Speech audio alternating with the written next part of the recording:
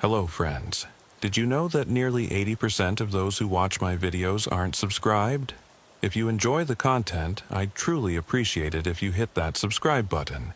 It helps a lot. Also, don't forget to leave a like and share your thoughts in the comments.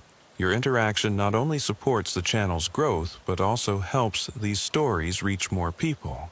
Thank you all for being here. By the way, where are you watching from? Let me know in the comments.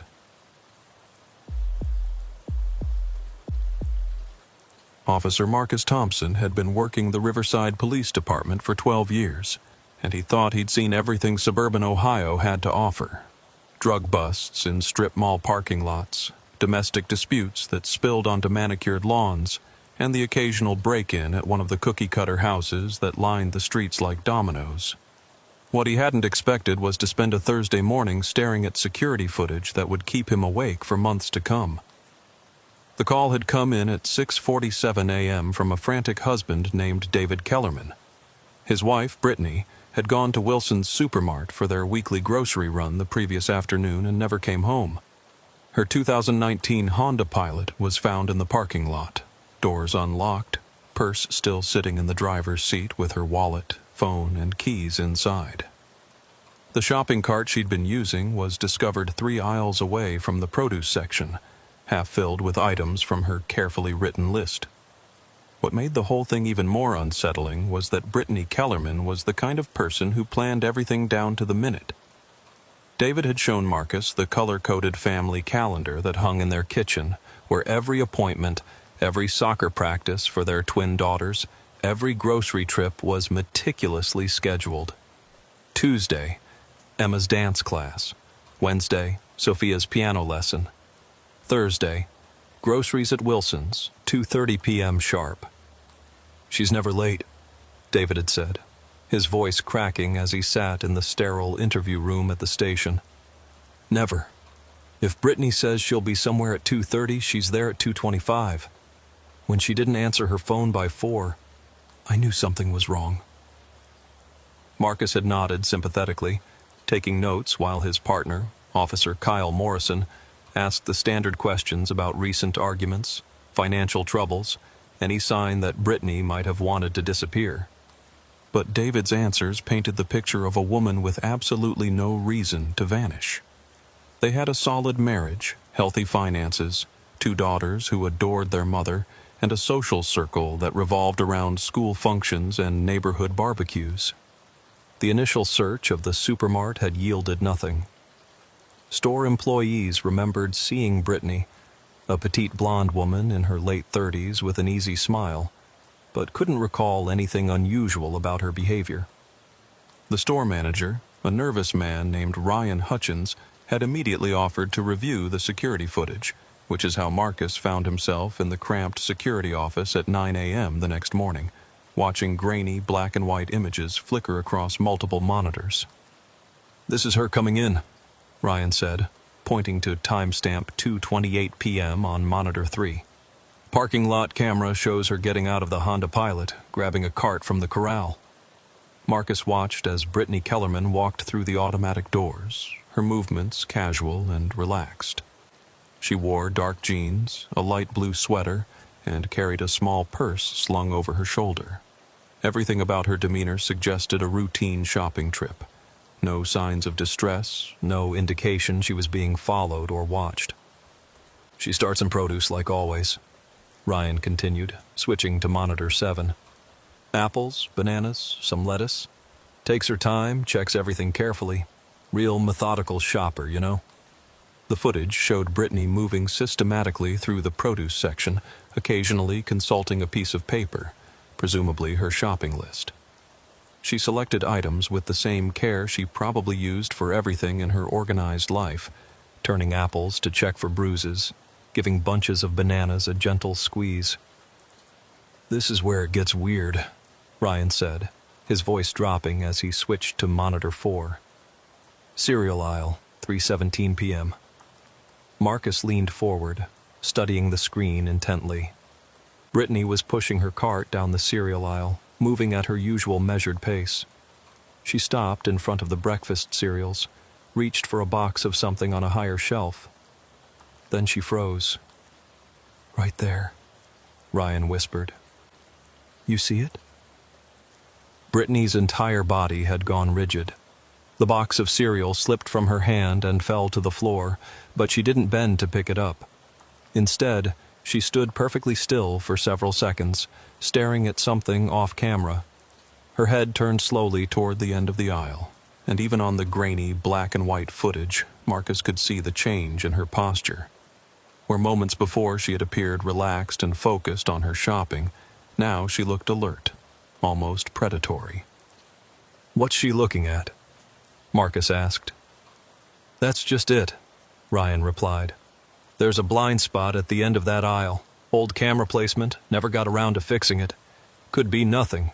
Could be someone standing there." The footage continued. Brittany abandoned her cart in the middle of the aisle and walked toward the blind spot, her movements suddenly purposeful. She disappeared from view for exactly 4 minutes and 37 seconds. And then this. When Brittany reappeared on camera, she was a different person. Her hair was slightly mussed, her sweater pulled askew. Most disturbing was her face. What Marcus could make out of it looked blank, emotionless. She walked past her abandoned shopping cart without a glance and headed straight for the store's rear exit, the one that led directly to the employee parking area. "She doesn't go back to her car," Ryan explained. "Doesn't finish shopping. Doesn't even seem to remember why she was here. Just walks out that back door and..." He shrugged helplessly. "Where does that exit lead?"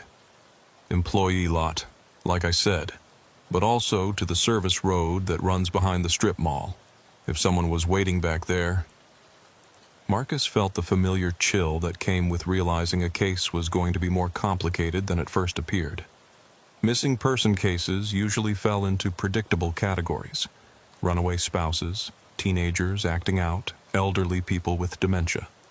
But Brittany Kellerman didn't fit any of those profiles, and the security footage raised more questions than it answered.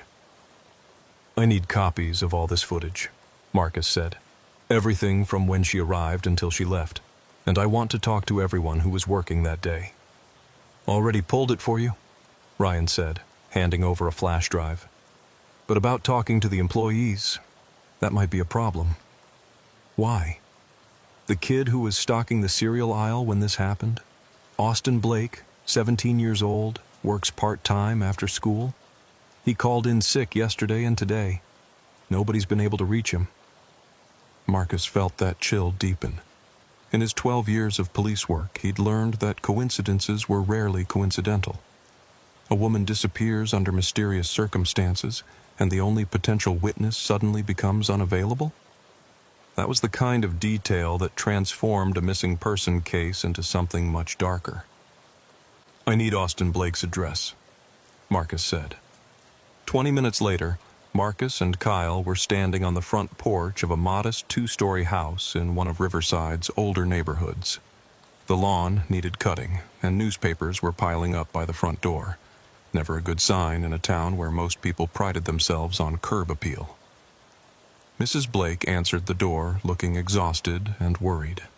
She was a thin woman in her 40s with graying brown hair and dark circles under her eyes that suggested she hadn't been sleeping well. "Officers? Is this about Austin? Because I've been calling the school, calling his friends, and nobody's seen him since Tuesday." Marcus and Kyle exchanged glances. Austin Blake hadn't just missed work. He'd disappeared entirely, vanishing the day before Brittany Kellerman went to the supermart. "Mrs. Blake, when did you last see your son?" "Tuesday morning before school. He seemed, distracted? Like something was bothering him. But you know teenagers, they don't talk to their parents about everything." Her voice wavered. "He came home that afternoon, went straight to his room. I called him for dinner, but he said he wasn't hungry. When I went to check on him later, he was gone. Window was open, and some of his clothes were missing." "Had he been acting differently lately? Any changes in behavior? New friends? Anything unusual?" Mrs. Blake nodded slowly. "The past few months, he'd been different. Secretive. He got a new phone, Said he'd saved up money from the supermart job to buy it. But Austin's never been good with money, you know. And this phone was expensive. One of those fancy ones. Kyle was taking notes while Marcus continued the questioning. Did Austin ever mention any of the customers at the supermart? Anyone who might have made him uncomfortable or asked about his schedule? Well, he did mention this one woman who came in every Thursday. Said she was always really nice to him, asked about school and his plans after graduation. He seemed to like the attention, honestly. Austin's always been a bit lonely, and this woman seemed to take an interest in him. Marcus felt his pulse quicken. Can you describe this woman? Small, blonde, pretty. Austin said she looked like someone's mom but dressed younger than most of the customers. He mentioned she always had this detailed shopping list and knew exactly what she wanted. Mrs. Blake paused. Wait, you don't think she had something to do with Austin's disappearance, do you? Rather than answer directly, Marcus asked for permission to search Austin's room. What they found there painted a disturbing picture of a 17-year-old boy who had been living a double life. Hidden under Austin's mattress was a burner phone, different from the expensive smartphone his mother had mentioned. The phone contained dozens of text messages exchanged with someone identified only as B in the contacts. The messages started innocuous enough. Compliments about Austin's work ethic, questions about his interests and future plans. But as Marcus scrolled through the conversation history, the tone shifted. The messages from B became increasingly personal, probing into Austin's home life, his relationship with his mother, his fears and insecurities. She seemed to instinctively know exactly what a lonely teenage boy needed to hear. She told him he was mature for his age, that she understood him in ways his family and friends never could. She spoke about feeling trapped in her own perfect life, surrounded by people who didn't really see her. Look at this, Kyle said, pointing to a message dated 3 weeks earlier. B.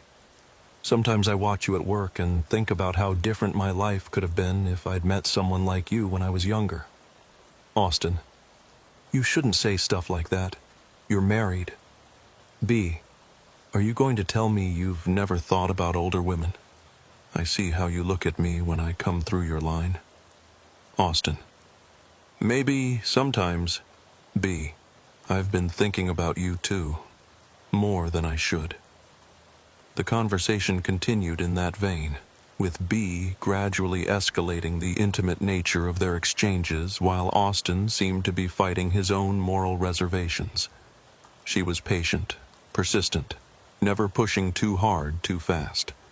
It was a textbook example of grooming behavior, executed by someone who clearly understood exactly how to manipulate a vulnerable teenager. The final series of messages was dated Tuesday afternoon, the day Austin disappeared. B. I can't stop thinking about our conversation, about what you said you wanted. Austin. My mom would kill me if she found out I was talking to you like this. B. That's why it has to be our secret. You said you trusted me. Austin. I do trust you. B. Then meet me tonight. I know a place where we can be alone, where we can talk without worrying about anyone finding out. Austin. I don't know. This feels wrong. B. Nothing about the way I feel about you is wrong.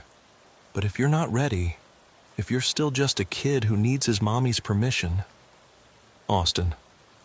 I'm not a kid. B. Then prove it. Meet me at the storage units on Miller Road at 11 p.m.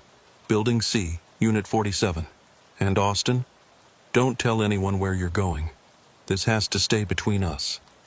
The message thread ended there. Marcus stared at the phone screen, pieces of a horrifying puzzle beginning to fall into place. Brittany Kellerman, devoted wife and mother, pillar of the suburban community, had been conducting an illicit relationship with a teenage employee at the grocery store where she shopped. She had lured him to an isolated location with promises of a romantic encounter, and then both of them had vanished. But that left the biggest question of all unanswered. What had happened at that storage unit? And if Brittany Kellerman was capable of manipulating and potentially harming a teenage boy, what else might she be capable of? "We need to get to those storage units," Marcus said, already heading for the door. Kyle nodded grimly.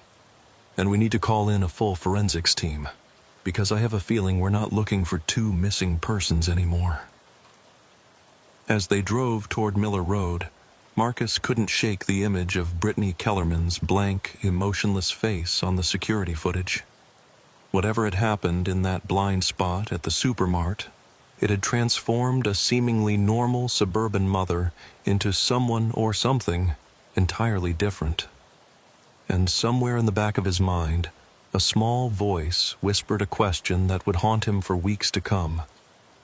If Brittany Kellerman could fool her own husband and children about who she really was, how many other people in Riverside were hiding similar secrets behind their perfect suburban facades? The storage facility on Miller Road sat at the edge of town, surrounded by a chain-link fence and accessible only through a single gate. It was the kind of place people rented units at when they needed to hide things they couldn't keep at home. Old furniture, seasonal decorations, or in some cases, evidence of crimes they'd rather forget. As Marcus and Kyle pulled into the parking lot, the facility manager was already waiting for them by the main office. Word traveled fast in small towns, and news that the police were interested in one of the units had clearly reached him quickly. "Unit C-47, the manager said without preamble. He was a heavy-set man in his 50s with oil-stained fingers and a nervous demeanor. "Been rented for about 3 months now. Paid in cash, 6 months up front. Renter gave her name as Beth Kelly." Marcus and Kyle exchanged glances. Beth Kelly, close enough to Brittany Kellerman to be a hastily chosen alias. Different enough to avoid immediate detection if someone ran the name. "Can you describe the woman who rented it?" "Small, blonde, real polite. Said she needed somewhere to store some things while she went through a divorce. You know, stuff she didn't want her husband to find during the proceedings. Happens more than you'd think." They followed the manager through a maze of identical storage buildings until they reached Unit C-47. The metal roll-up door was secured with a heavy padlock, and there were no windows or other ways to see inside. "We're going to need bolt cutters," Marcus said. While Kyle went to fetch the necessary tools from their patrol car, Marcus walked the perimeter of the building, looking for any signs of disturbance. The concrete floor of the covered walkway showed faint drag marks leading to and from Unit C-47, and there were what looked like dried blood drops near the base of the door. When Kyle returned with the bolt cutters, Marcus had already called for backup and a full forensics team. Whatever they were about to find inside that storage unit, he had a feeling it was going to require more expertise than 2 patrol officers could provide. The padlock snapped with a metallic crack that echoed through the storage facility. Marcus grabbed the door handle and began to roll it up, the metal grinding against its tracks as the contents of Unit C-47 were gradually revealed. What they saw inside would change everything they thought they knew about Brittany Kellerman, Austin Blake, and the dark secrets that could fester beneath the surface of even the most ordinary-seeming lives. But that revelation would have to wait until they could process what their eyes were telling them, because the scene inside Unit C-47 was unlike anything either officer had encountered in their combined 20-plus years of police work. And in that moment, Marcus realized that Brittany Kellerman's disappearance from the supermart wasn't the beginning of their investigation. It was just the latest chapter in a story that had been unfolding in the shadows of Riverside for much longer than anyone had imagined. The smell hit them first, a sickly sweet combination of decay and industrial disinfectant that made Kyle gag and step backward. Marcus forced himself to breathe through his mouth as his eyes adjusted to the dim interior of storage unit C-47, trying to make sense of what he was seeing. The unit had been converted into something that resembled a twisted combination of a laboratory and an artist's studio. The walls were lined with metal shelving units, each containing dozens of glass jars filled with clear liquid and floating objects that Marcus didn't want to examine too closely. A fold-out table dominated the center of the space, covered with notebooks, photographs, and what appeared to be detailed anatomical drawings. But it was the far corner that made Marcus reach for his radio to call for immediate backup. Austin Blake was there, or what remained of him. The 17-year-old boy was suspended from the ceiling by a complex system of ropes and pulleys, his body positioned in a way that suggested he had been used for some kind of grotesque experiment. His eyes had been surgically removed, and in their place were small cameras, their red recording lights blinking steadily in the dim light of the storage unit. "Jesus Christ," Kyle whispered, his voice barely audible. Marcus was already on his radio, calling for detectives, forensics, the coroner, and anyone else who might be equipped to process what they'd stumbled into. As he spoke, he forced himself to continue examining the scene, knowing that every detail might be crucial to understanding what had happened here. The notebooks on the table were filled with meticulous handwriting in what appeared to be Brittany Kellerman's neat script. Marcus used a pen to flip through the pages, careful not to contaminate potential evidence. What he read made his blood run cold. Entry 1. Subject acquired successfully. Initial resistance minimal once sedation took effect. Preliminary measurements completed. Subject appears to be in excellent physical condition for the procedure. Entry 7. Subject has adapted well to the restraint system. Vital signs remain stable. Beginning Phase 2 of the observation protocol. The cameras are functioning perfectly. I can now see everything he sees, even in complete darkness. Entry 12. Remarkable discovery. The subject's capacity for terror seems to be limitless. Even after days of conditioning, each new stimulus produces the same intense physiological response. The fear never diminishes. It only transforms. Entry 18. Subject has stopped attempting verbal communication. This is expected at this stage of the process. The cameras continue to function, providing fascinating data about how the human eye responds to various forms of visual trauma. The entries continued for weeks, documenting what appeared to be a systematic torture and psychological experimentation program. Brittany had been using Austin Blake as a test subject for procedures that defied both medical ethics and basic human decency. "Marcus," Kyle called from the far side of the unit, "you need to see this." Kyle was standing in front of a second table that had been hidden behind a portable screen. This table held dozens of photographs, all carefully organized in manila folders, labeled with dates going back over 3 years. The photos showed other victims, men and women of various ages, all positioned in the same restraint system that currently held Austin Blake's body. Marcus opened one of the folders at random and immediately wished he hadn't. The photographs inside documented the systematic torture of a middle-aged man over what appeared to be several months. Like Austin, his eyes had been replaced with cameras, and the images showed the progressive deterioration of his physical and mental condition as Brittany subjected him to increasingly elaborate forms of abuse. "How many?" Marcus asked, though he wasn't sure he wanted to know the answer.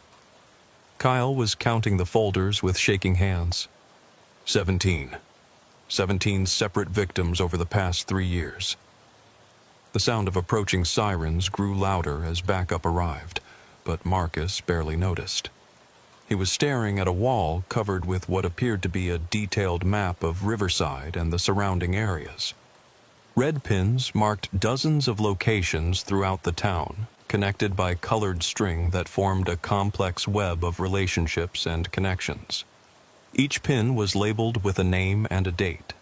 Some he recognized, residents who had been reported missing over the past few years, their cases eventually going cold when no evidence could be found. Others were names he'd never heard before, suggesting that Brittany's activities had gone far beyond what the local police had ever suspected. But it was the blue pins that made Marcus's hands tremble as he studied the map. These marked locations where Brittany had apparently been observing potential future victims, studying their routines and habits before making her move. And scattered throughout Riverside were dozens of blue pins, suggesting that her work was far from finished. One blue pin caught his attention immediately. It was placed at the address where he lived with his wife and 2 daughters.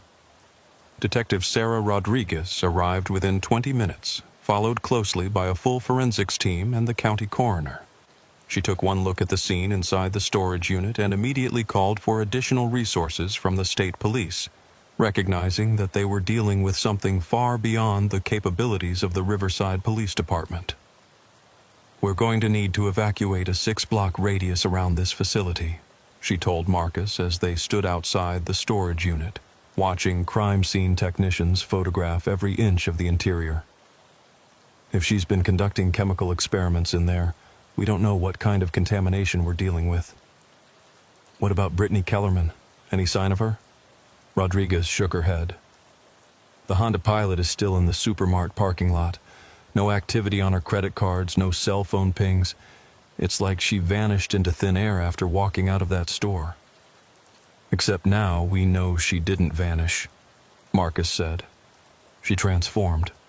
Everything about her behavior on that security footage makes sense now. She wasn't the victim of some random crime.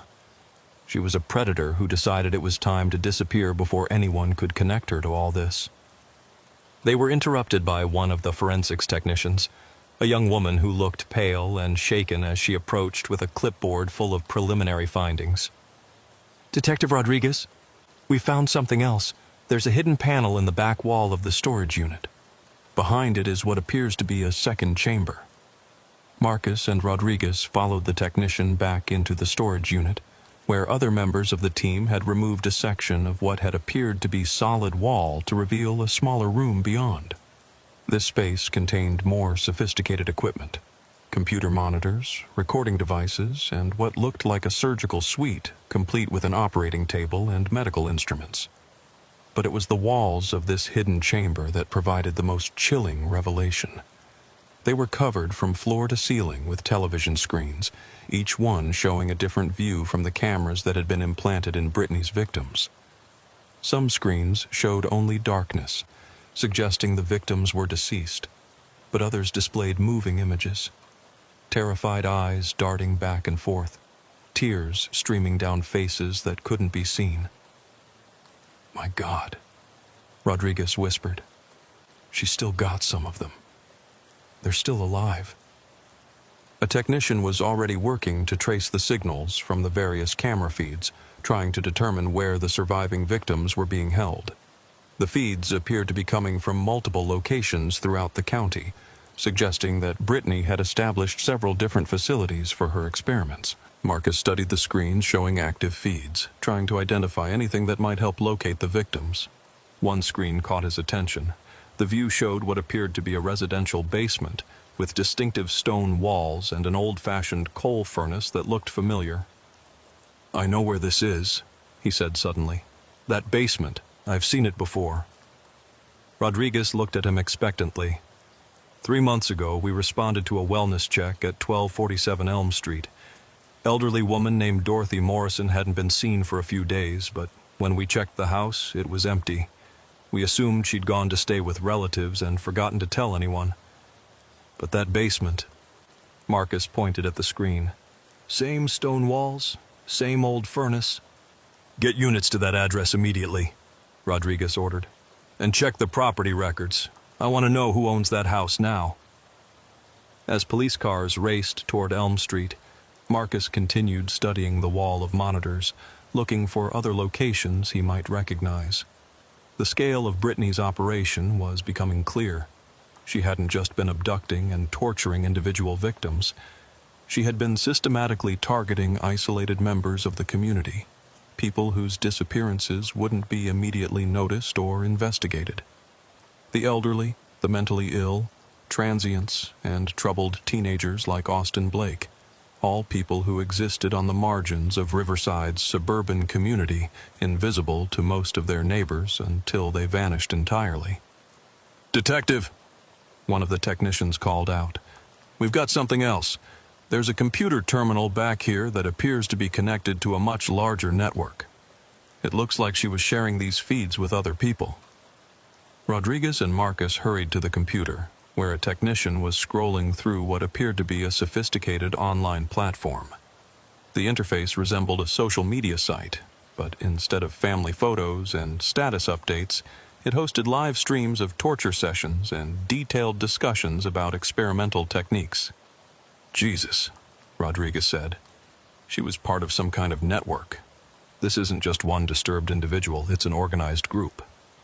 The user profiles visible on the screen showed people from across the country, possibly around the world, all participating in what appeared to be a shared obsession with human experimentation and torture.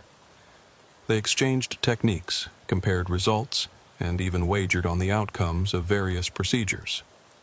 Brittany's profile, operating under the username Suburban Scientist, showed her to be one of the most active members of the community. Her posts detailed every aspect of her experiments, complete with photographs and video documentation. The comments from other users were filled with praise for her innovative techniques and requests for more detailed documentation of her procedures. But it was the private message section of her profile that revealed the most disturbing information.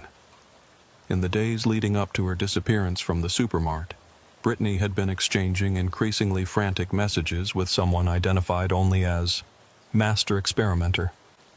Master Experimenter. Local authorities getting too close. Time to implement exit strategy. Suburban Scientist. But I'm not finished with my current subjects. The data collection is at a critical phase. Master Experimenter. Data can be preserved remotely. Subjects are expendable. Your safety is paramount to the community. Suburban Scientist. Understood. Initiating Protocol 7. Master Experimenter. Extraction team will be at secondary location Thursday evening. Bring essential research only. Suburban Scientist. What about cleanup? Master Experimenter. That's not your concern anymore. The message thread ended there, but it painted a clear picture of what had happened. Brittany hadn't disappeared spontaneously. Her vanishing act had been carefully planned and coordinated with a larger organization. And if the messages were accurate, she was already long gone, extracted by professionals who specialized in helping wanted criminals disappear. We need to contact the FBI, Rodriguez said. This is way beyond a local missing persons case. We're dealing with an organized network of serial killers, and they've got resources we can't match. As if summoned by her words, Marcus's radio crackled to life with an update from the units that had been dispatched to Elm Street. Detective Rodriguez, this is Unit 12. We're at 1247 Elm Street and... Christ, you need to get down here right away. We found them. We found the basement from the video feed, and there are 3 people down here. They're alive, but barely. What's their condition? 2 elderly females and 1 male, approximately 40 years old. All have surgical modifications to their eyes, similar to what we saw at the storage unit. They appear to be severely malnourished and dehydrated, but they're conscious. EMTs are en route. Rodriguez turned to Marcus. I want you to head to Elm Street and coordinate the rescue operation. I'm going to stay here and work with the feds to trace this network. As Marcus drove toward Elm Street, his mind was racing with the implications of what they'd discovered. Brittany Kellerman had been living a double life that was more elaborate and more horrifying than anything he'd encountered in his career. She had successfully maintained the facade of a devoted suburban mother while systematically torturing members of her own community for the entertainment of a global network of sadists. But perhaps most disturbing was the realization that she hadn't been working alone. Somewhere in Riverside, possibly living in a house just like the one Marcus went home to every night, other members of this network were continuing their work. The blue pins on Brittany's map suggested that multiple victims had been identified and were being watched, waiting for their turn to disappear into the nightmare world that existed just beneath the surface of suburban normalcy. As he pulled up to 1247 Elm Street, Marcus couldn't shake the feeling that Brittany's disappearance wasn't the end of their investigation. It was just the beginning of something much larger and more dangerous than anyone in Riverside had ever imagined. And somewhere in the back of his mind, he couldn't stop thinking about that blue pin placed at his home address, and what it might mean for his own family's safety. The basement at 1247 Elm Street was a chamber of horrors that would haunt Marcus for the rest of his career. The 3 victims they found there had been reduced to barely human shells, their eyes replaced with the same camera systems they'd seen on Austin Blake, their bodies bearing evidence of months of systematic torture and experimentation. Dr. Patricia Williams, the elderly woman who lived 2 blocks from Marcus's own house, had been missing for 8 months. Her family had assumed she'd moved to an assisted living facility after she stopped answering their calls, never reporting her disappearance to police. Now she lay on a makeshift operating table, conscious but unable to speak, her throat bearing surgical scars that suggested her vocal cords had been deliberately damaged. The second victim, Margaret Foster, had been homeless before her disappearance, one of the invisible people that most of Riverside's residents pretended not to see as she pushed her shopping cart through downtown areas and slept in doorways. No one had reported her missing because no one had considered her worth missing. The third victim was the most shocking discovery. James Morrison was a respected high school mathematics teacher who had supposedly taken early retirement and moved to Florida to care for his aging mother. His colleagues had thrown him a farewell party just 6 months earlier, never suspecting that his sudden departure was actually the beginning of his descent into Brittany Kellerman's private hell. All 3 victims were alive but severely traumatized, their minds shattered by months of unimaginable abuse. The cameras in their eye sockets continued to broadcast their suffering to the online network that had been funding and encouraging Brittany's experiments. As EMTs worked to stabilize the victims for transport to the county medical center, Marcus coordinated with Detective Rodriguez and the FBI agents who had arrived to take over the investigation. The scope of what they'd uncovered was far beyond anything the Riverside Police Department was equipped to handle. Special Agent Diana Reeves from the FBI's Behavioral Analysis Unit had reviewed the evidence from the storage unit and determined that they were dealing with what she termed a distributed torture network, an organized group of individuals who shared resources, techniques, and victims across multiple jurisdictions. This isn't random violence, Agent Reeves explained as she briefed the local officers at an emergency command post set up in the Supermart parking lot. What we're seeing here is a sophisticated operation that's been running for years, possibly decades. They recruit members who appear to be model citizens, people with stable jobs, families, social connections that provide cover for their activities. She gestured to a large whiteboard where technicians had mapped out the connections they'd discovered in Brittany's computer files. The network extended across state lines, with active members in at least 12 different states and corresponding relationships with international contacts. Brittany Kellerman wasn't acting alone, and she wasn't the leader of this organization. Based on the communications we've recovered, she was what they call a field researcher, someone who conducted experiments and collected data for higher-ranking members of the network. Marcus studied the organizational chart that was emerging on the whiteboard. The network was structured like a corporation, with specialized roles for different types of members. Scouts identified and tracked potential victims. Researchers conducted experiments. Cleaners disposed of evidence. And facilitators provided resources and coordination. "What happened to trigger her disappearance?" Rodriguez asked. "Someone tipped them off that law enforcement was getting close," Agent Reeves replied. "We're still analyzing the communications, but it appears they have sources within various police departments who warn them when investigations are getting too close to their activities." The implication hung heavy in the air. Somewhere within their own ranks, possibly within the Riverside Police Department itself, was someone who had been feeding information to this network of killers. "How do we identify the source?" Marcus asked. Very carefully, Agent Reeves said. If they realize we know about the leak, they'll just go deeper underground. Right now they think Brittany's disappearance was a successful extraction. They don't know we've found her laboratory or rescued her victims. That gives us a temporary advantage. Over the following hours, as the investigation expanded to include multiple agencies and jurisdictions, a disturbing picture began to emerge.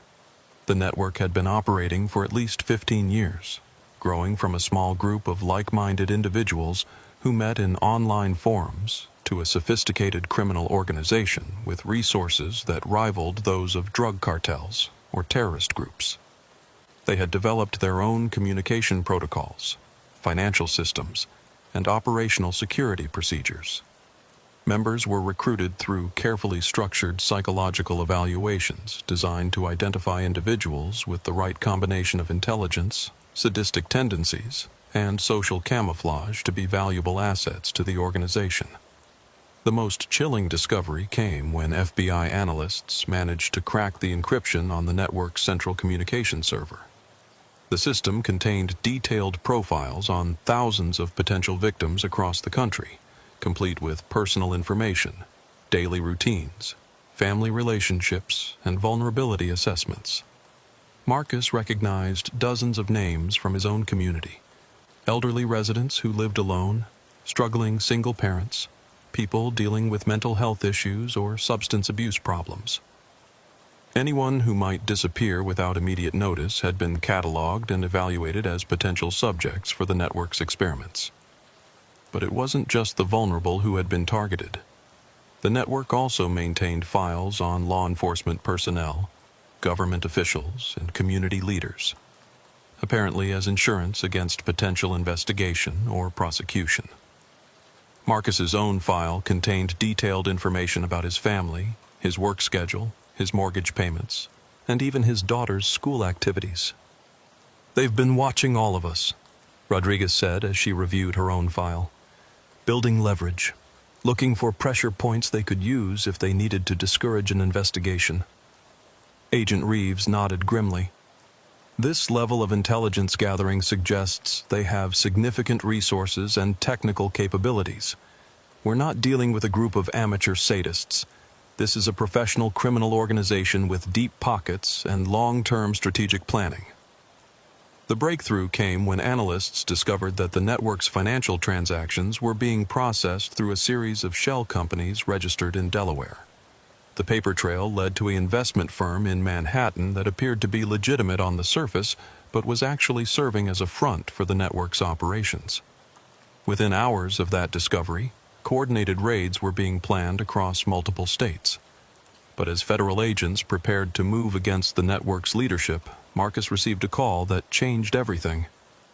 Officer Thompson, this is Dr. Helen Carter at Riverside General Hospital. We need you down here immediately. It's about the victims you rescued from Elm Street. When Marcus arrived at the hospital, he found Dr. Carter waiting for him in the intensive care unit, her face pale and drawn with exhaustion.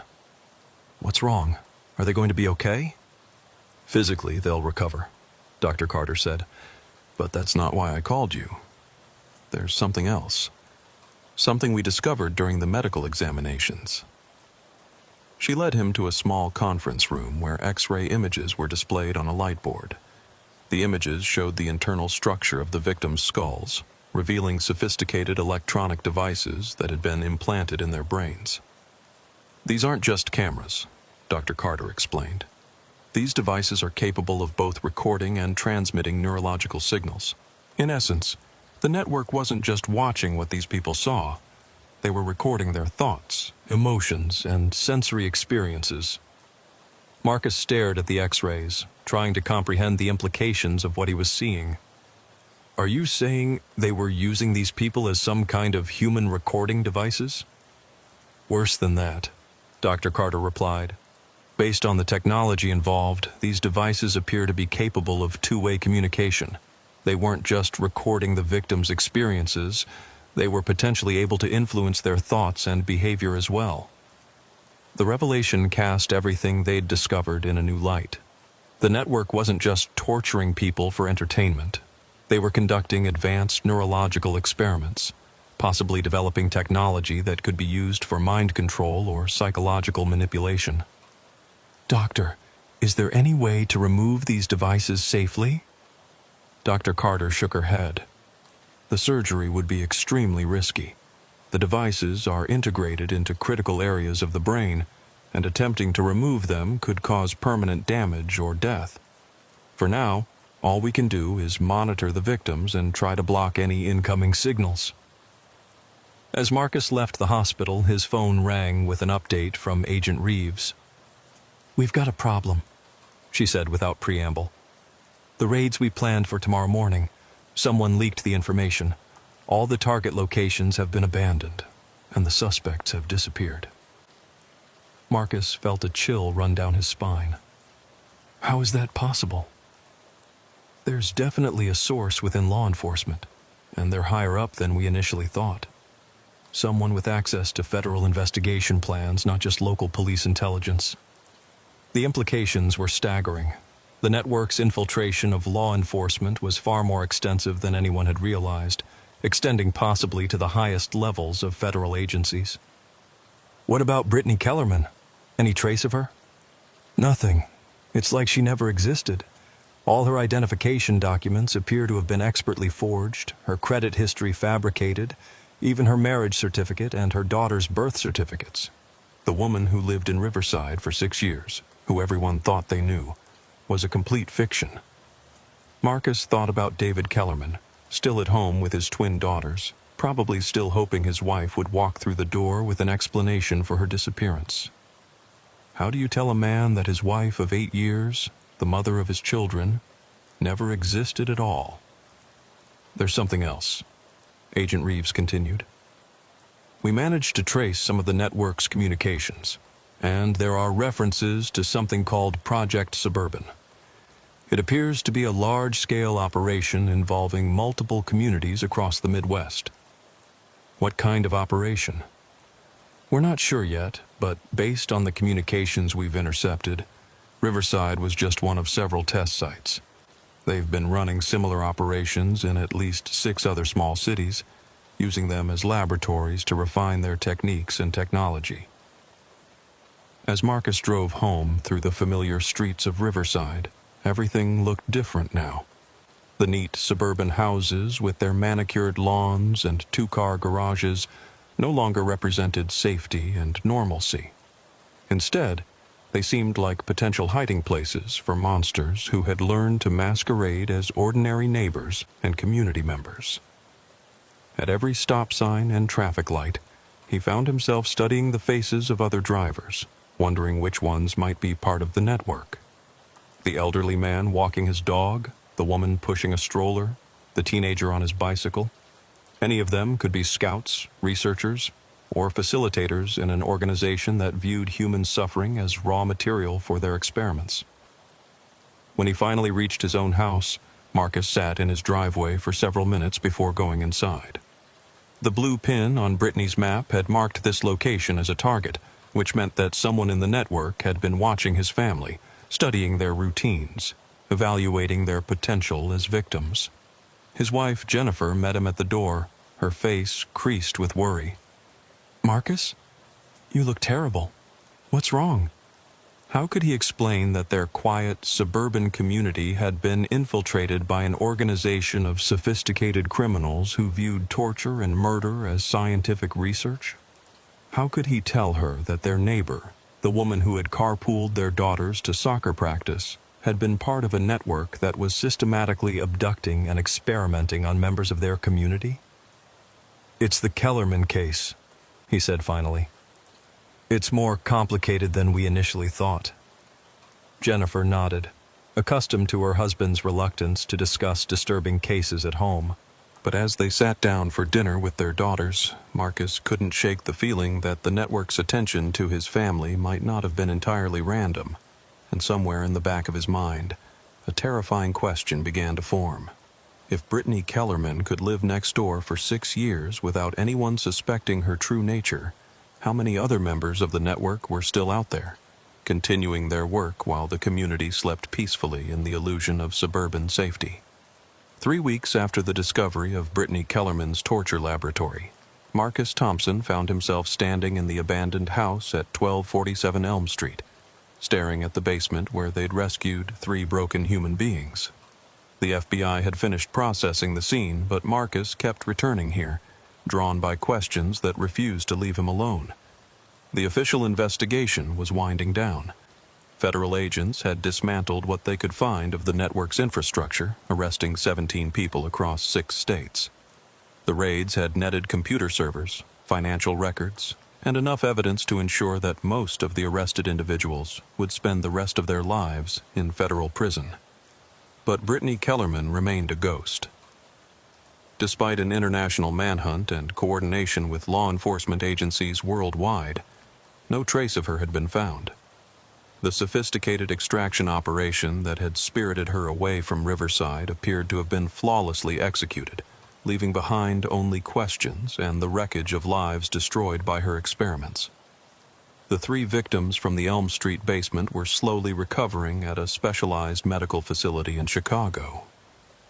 The neural implants in their brains had been successfully deactivated, though doctors remained uncertain about the long-term effects of the technology. Dr. Patricia Williams had regained some of her speech, but her memories of the months in captivity remained fragmented and traumatic. Margaret Foster had been placed in a long-term care facility, her mind too damaged to function independently. James Morrison had returned to a semblance of normal life, but colleagues noted that the former mathematics teacher now flinched at sudden movements and spoke in whispers. Austin Blake's funeral had been held on a rainy Thursday morning, attended by his mother, a handful of classmates, and several police officers who felt they owed him that much respect. The coroner's report had concluded that he'd survived nearly 3 weeks in Brittany's storage unit laboratory before his heart finally stopped. 3 weeks of unimaginable suffering that would haunt Marcus for the rest of his career. David Kellerman had moved away from Riverside with his daughters, unable to bear living in the house where he'd shared 6 years of marriage with a woman who had never existed. Before leaving, he'd given Marcus a small cardboard box containing the only items he couldn't bring himself to throw away: family photographs that documented a life built on lies. Marcus had looked through those photos countless times, studying Brittany's face in each image, searching for some sign of the monster that had been hiding beneath the surface. But there was nothing. In every picture, she looked like exactly what she'd pretended to be: a loving mother, devoted wife, and active community member. The most disturbing photograph showed Brittany at a PTA meeting, sitting next to Mrs. Blake as they planned a school fundraiser. Austin's mother had been completely unaware that the woman beside her was already grooming her son for an horrific death. Still trying to figure out how you missed it? Marcus turned to find Detective Rodriguez standing in the basement doorway. She'd been promoted to lead detective following the successful resolution of the case, though both of them knew that successful was a relative term when the primary suspect had vanished without a trace. "I keep thinking there had to be signs," Marcus replied. "Something we should have noticed, some behavior that should have raised red flags." Rodriguez descended the basement steps, her footsteps echoing in the empty space. "The FBI profiler said that's exactly what makes these people so dangerous. They're not crazy in any way we can easily identify. They're highly functional psychopaths who've learned to mimic normal human behavior perfectly. But for 6 years, living with a husband and children, participating in community events, maintaining friendships, how does someone fake that level of emotional connection for so long?" "Maybe she wasn't faking all of it," Rodriguez suggested. "Maybe she genuinely cared about her family, even while she was torturing strangers in her spare time. People are capable of compartmentalizing in ways that don't make sense to the rest of us." Marcus considered this possibility, but it somehow made the whole situation even more disturbing. The idea that Brittany could genuinely love her daughters while simultaneously conducting the most depraved experiments imaginable on other people's children suggested a level of psychological fragmentation that defied comprehension. His phone buzzed with a text message from Agent Reeves, who had remained in contact even after the federal investigation officially concluded. "New development. Can you meet me at the supermart in an hour?" Marcus and Rodriguez arrived at the grocery store to find Agent Reeves waiting in the parking lot beside a black SUV. She looked tired and frustrated, her usually professional demeanor showing cracks that suggested the case was taking a personal toll. "We got a break," she said without preamble. "The network we thought we'd dismantled? It was just one cell of a much larger organization. The people we arrested were middle management at best." She handed Marcus a tablet displaying what appeared to be a complex organizational chart. "This is what we've pieced together from the servers we seized. The torture network was just one division of something called the Suburban Initiative, a massive research project that's been running for over 20 years. Marcus studied the chart, noting connections that extended to universities, pharmaceutical companies, government contractors, and private research foundations. What kind of research? Behavioral modification, psychological conditioning, neural interface technology. They're developing methods to control human behavior on a large scale. The torture experiments were just one aspect of a broader program to understand how the human mind responds to various forms of trauma and conditioning." Rodriguez leaned over Marcus's shoulder to examine the chart. "You're saying this wasn't just sadism? They had some kind of scientific purpose?" "That's exactly what I'm saying. The network has been conducting illegal human experiments under the guise of various legitimate research programs. They recruit subjects from vulnerable populations, the homeless, the mentally ill, isolated elderly people, and use them as test subjects for technologies that could theoretically be used for everything from treating PTSD to creating perfect soldiers." Agent Reeves tapped the screen, highlighting a section of the organizational chart labeled Community Integration Studies. Riverside was designated as a test site for something called Project Suburban, an experiment in community-wide psychological manipulation. They wanted to see if they could establish control over an entire population without anyone realizing what was happening. "What kind of control?" Marcus asked. "We're still analyzing the data, but it appears they were testing various methods of social engineering, manipulating local politics, influencing economic decisions, even controlling which people got married and had children. Brittany Kellerman wasn't just conducting torture experiments. She was studying how to psychologically manipulate an entire community." The implications were staggering. Marcus thought about the various changes that had occurred in Riverside over the past few years. New businesses opening and closing, people moving in and out of the community, local elections that had seemed to produce unexpected results. How much of what they'd assumed was natural social evolution had actually been carefully orchestrated manipulation? "The really disturbing part," Agent Reeves continued, "is that Riverside wasn't their first test site. We've identified at least 12 other communities where similar experiments were conducted over the past 2 decades. Some of those experiments are still ongoing." She showed them satellite images of small towns across the Midwest, each one marked with various colored indicators that supposedly represented different phases of the project. "They've been perfecting their techniques for years, learning how to gain influence over local institutions and gradually reshape entire communities according to their research goals." "But why?" Rodriguez asked. "What's the end game?" "We don't know yet. The communications we've intercepted suggest this is all preparation for something much larger, something they call the implementation. But we haven't been able to determine what that actually means." Marcus studied the satellite image of Riverside, noting the various markers that indicated locations of interest to the research project. His own house was marked with a blue indicator, along with dozens of other residences throughout the community. "Agent Reeves, when you say these experiments are still ongoing in other communities, do you mean—" "I mean that right now, as we speak, there are people living in small towns across America who have no idea they're being used as test subjects in illegal human experiments. The network we dismantled was just one tentacle of something much larger and more dangerous." She closed the tablet and looked at both officers with an expression that conveyed both determination and deep concern. The Bureau is putting together a multi-agency task force to investigate the Suburban Initiative, but it's going to take years to unravel the full scope of what they've been doing.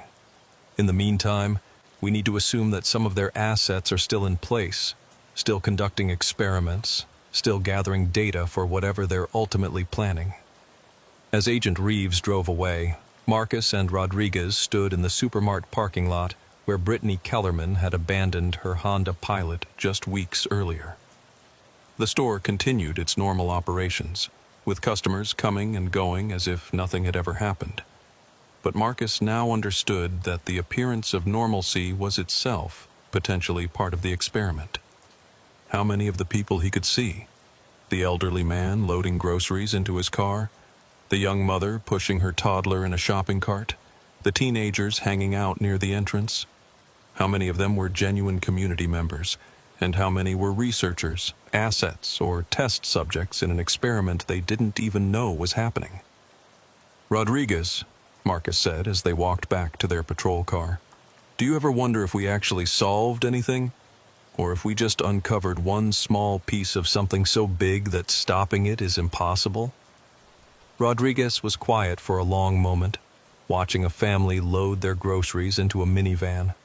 The children were laughing and arguing in the back seat, while their parents organized the bags in the cargo area, a scene of suburban domesticity that would have seemed perfectly normal just a month ago. "I think," she said finally, "that we saved 3 people who were being tortured to death, and we prevented Austin Blake's suffering from continuing indefinitely. That's not nothing. But Brittany Kellerman is still out there, and according to the FBI, she's part of something that makes her individual crimes look insignificant by comparison." "Yeah, she is. And maybe we'll never catch her, and maybe this Suburban Initiative thing is too big for us to stop. But that doesn't mean we stop doing our jobs. We keep investigating, we keep protecting people when we can, and we hope that someone smarter than us figures out how to bring down the whole organization." As they drove through the streets of Riverside, Marcus found himself studying every face, every house, every seemingly innocent interaction between neighbors. The network's infiltration of their community had been so complete, so sophisticated, that he wondered if they'd ever really understand the full extent of what had been done to them. But there was one question that continued to haunt him more than all the others, a question that he suspected would never be answered no matter how many arrests were made or how many federal investigations were launched. If the people behind the Suburban Initiative were capable of conducting such elaborate, long-term experiments on entire communities without detection, what did that say about the nature of reality itself? How many other aspects of modern American life were actually carefully controlled experiments designed to serve purposes that the general population couldn't even imagine? And perhaps most disturbing of all, if they could make someone like Brittany Kellerman appear to be a normal suburban mother for 6 years, how many other people in positions of trust and authority were actually something entirely different? Marcus pulled into his own driveway and sat for a moment, looking at his house, the same house that had been marked on Brittany's map as a target for surveillance or worse. Jennifer was visible through the kitchen window, helping their daughters with homework at the dining room table. It was a scene of domestic tranquility that should have been comforting. Instead, Marcus found himself wondering if his own family's apparent happiness and stability were genuine, or if they too were part of someone else's experiment, unknowing test subjects in a study of human behavior whose true purpose remained hidden in the shadows of an organization that viewed people as nothing more than laboratory rats. He got out of the car and walked toward his front door, but stopped on the porch to look back at the street where he'd lived for 8 years. Everything looked exactly as it always had. Neat houses with well-maintained lawns, children's bicycles left carelessly in driveways, the gentle hum of air conditioners and the distant sound of a lawnmower. But now he knew that appearances could be deceiving in ways that defied imagination, and that the monsters weren't hiding under beds or lurking in dark alleys. They were living next door, carpooling to school functions, and participating in PTA meetings while they planned unspeakable horrors for their neighbors' children. And somewhere out there, Brittany Kellerman was still conducting her research, still gathering data for an organization that viewed human suffering as nothing more than raw material for their ongoing experiments. The case was closed, but the questions it raised would continue echoing through Riverside long after the last police report was filed and the last federal agent left town. Some mysteries, Marcus realized, weren't meant to be solved. They were meant to serve as reminders that the world was far darker and more complex than most people could bear to acknowledge. And sometimes, the most terrifying truth was that there were no answers, only the endless certainty that somewhere in the shadows, the experiments continued. Officer Samantha Reeves had worked plenty of missing person cases during her 8 years with the Lincoln County Police Department, but she'd never encountered anything quite like the disappearance of Walter Pierce. The 73-year-old retired accountant had vanished from Sunset Manor Nursing Home sometime between midnight and 6 a.m. on a Tuesday, leaving behind only a perfectly made bed and a trail of questions that grew more disturbing the deeper she dug. The call had come in at 7:15 a.m. from the facility's day shift supervisor, a harried-sounding woman named Linda Hartwell, who insisted that nothing like this had ever happened in her 20 years of nursing home administration. "We do bed checks every 4 hours," Linda had explained as she led Samantha through the sterile hallways of Sunset Manor. Walter was in his room at midnight when Jennifer made her rounds, sleeping peacefully.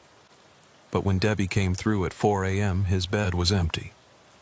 The nursing home was one of those modern facilities that tried to maintain the illusion of being more like a hotel than a medical institution.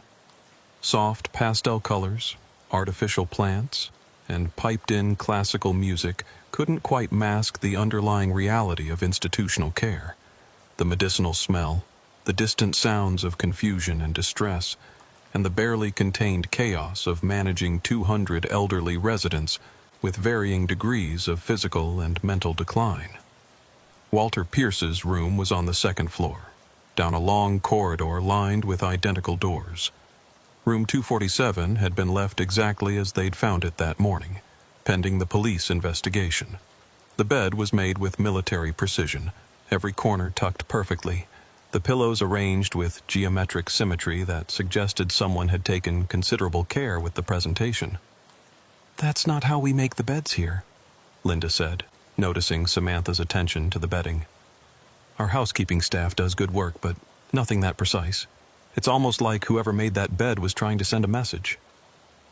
Samantha walked around the small room, noting the personal items that Walter had been allowed to keep: family photographs on the nightstand, a small bookshelf filled with paperback novels, a wooden chess set positioned as if he'd been in the middle of a game. Everything appeared normal except for one detail that raised immediate red flags. Walter's clothes were missing. "He would have been wearing pajamas to bed," Linda explained. "Standard issue for all our residents. Light blue cotton with the facility logo on the chest pocket. But we found those pajamas folded neatly in his dresser drawer, along with all his other clothes. It's like he got dressed and left voluntarily." "What about his medical condition? Was he physically capable of leaving on his own?" Linda consulted the clipboard she'd been carrying. Walter had mild dementia, but he was still quite mobile. He used a walker for stability, but he could get around independently during the day. The dementia mainly affected his short-term memory. He'd forget conversations or repeat questions, but he wasn't confused about basic things like getting dressed or finding his way around the facility. "Where's his walker now?" "That's another strange thing. It's right here in his room, exactly where it always is at night. If Walter left voluntarily, why didn't he take it with him? And how did he manage to walk out without assistance?" Samantha made notes as she examined the room more carefully. The window was on the second floor with no fire escape or external access, ruling out that exit route.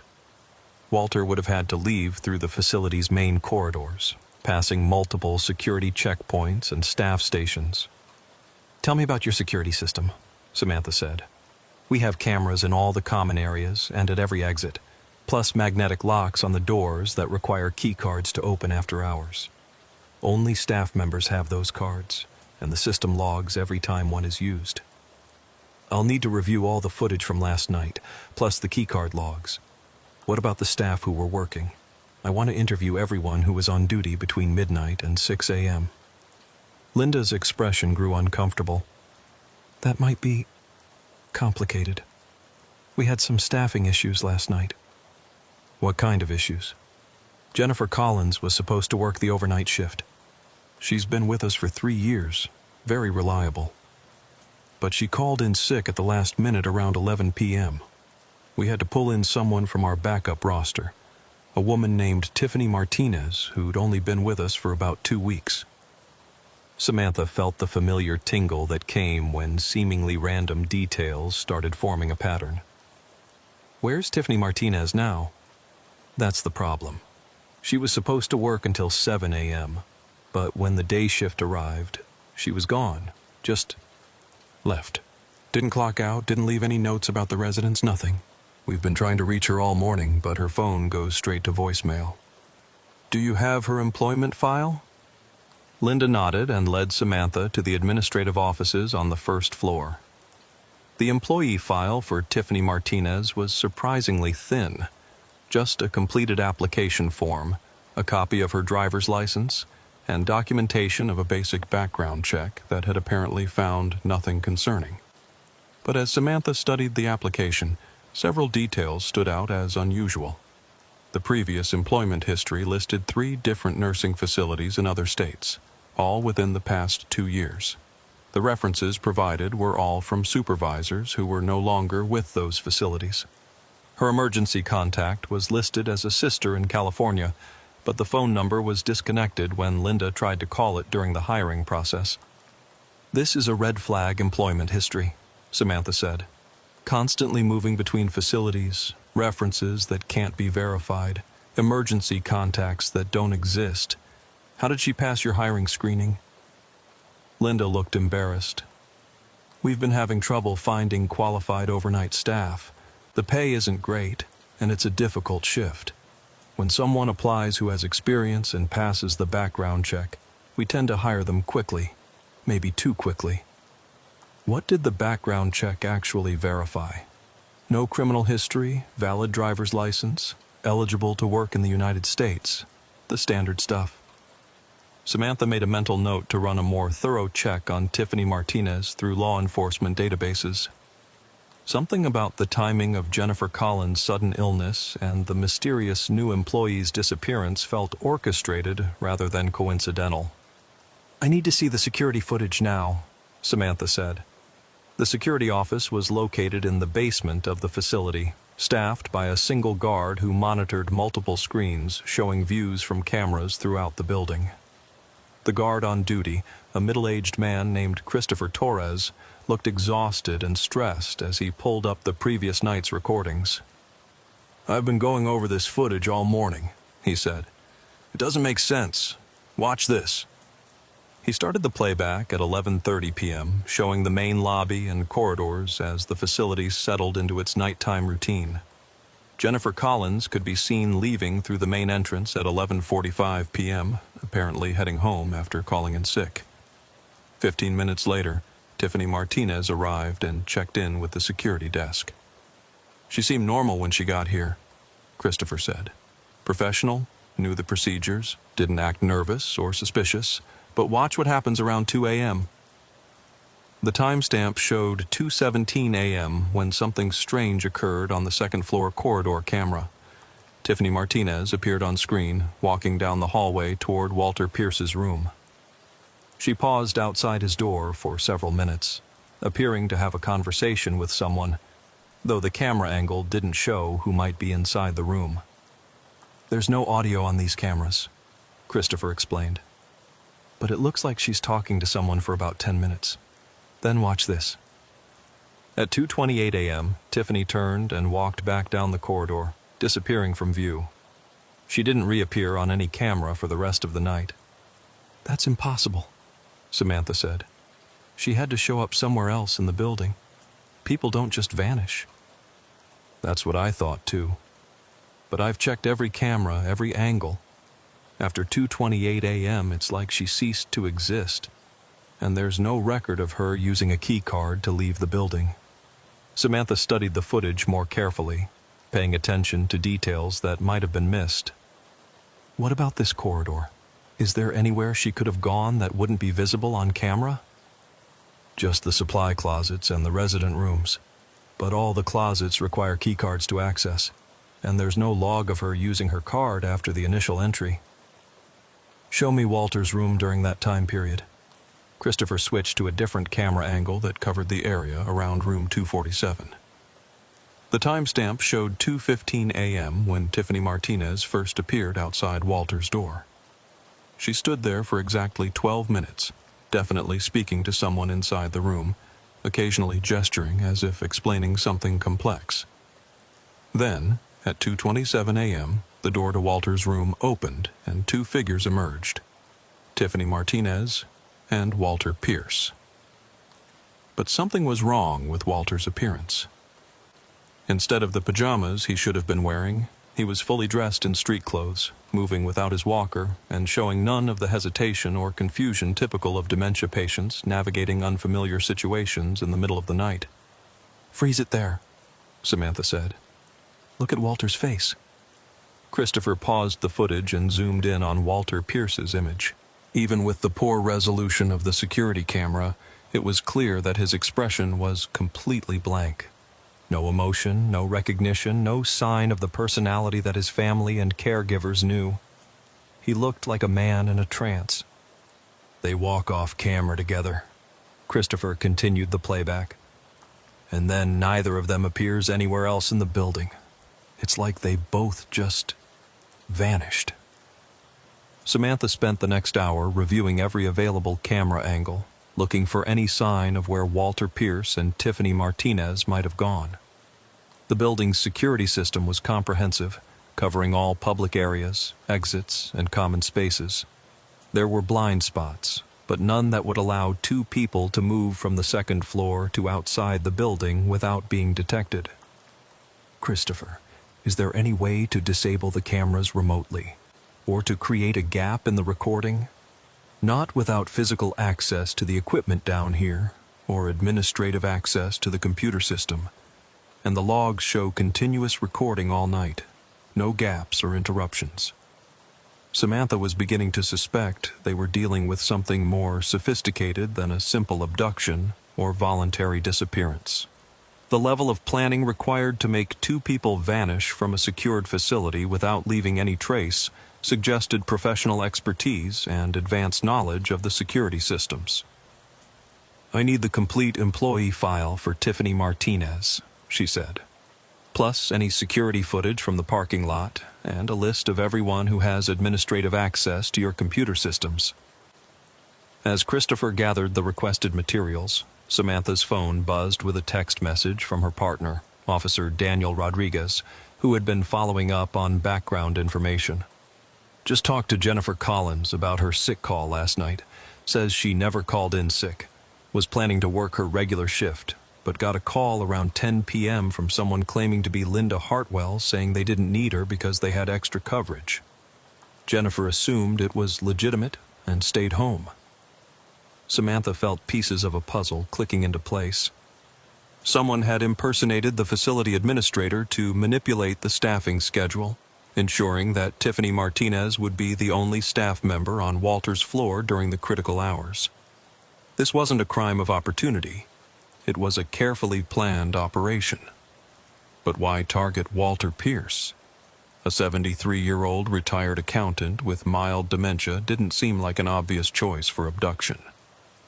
Unless there was something about his background that made him valuable to someone with the resources and expertise to execute such a sophisticated operation. Samantha called Rodriguez back. "I need you to run a deep background check on Walter Pierce. Employment history, financial records, family connections, everything you can find. and get me contact information for his family members. I want to know if there's anything in his past that might explain why someone would go to this much trouble to take him." As she waited for the background information, Samantha continued reviewing the security footage, looking for details she might have missed. The more she studied the images of Walter Pierce leaving his room, the more convinced she became that his behavior was not natural. His movements were too coordinated for someone with dementia. His expression too vacant for someone making a conscious decision to leave. It looked like he was being controlled somehow, guided by external influence rather than acting on his own volition. But that suggested capabilities that seemed to belong more to science fiction than to real-world criminal activity. Rodriguez called back within an hour with information that transformed the investigation completely. "You're not going to believe what I found about Walter Pierce," he said. "The guy wasn't just an accountant. From 1975 to 1995, he worked for a Department of Defense contractor called Advanced Research Solutions. His security clearance was top secret, and his work involved classified projects related to psychological warfare and behavior modification."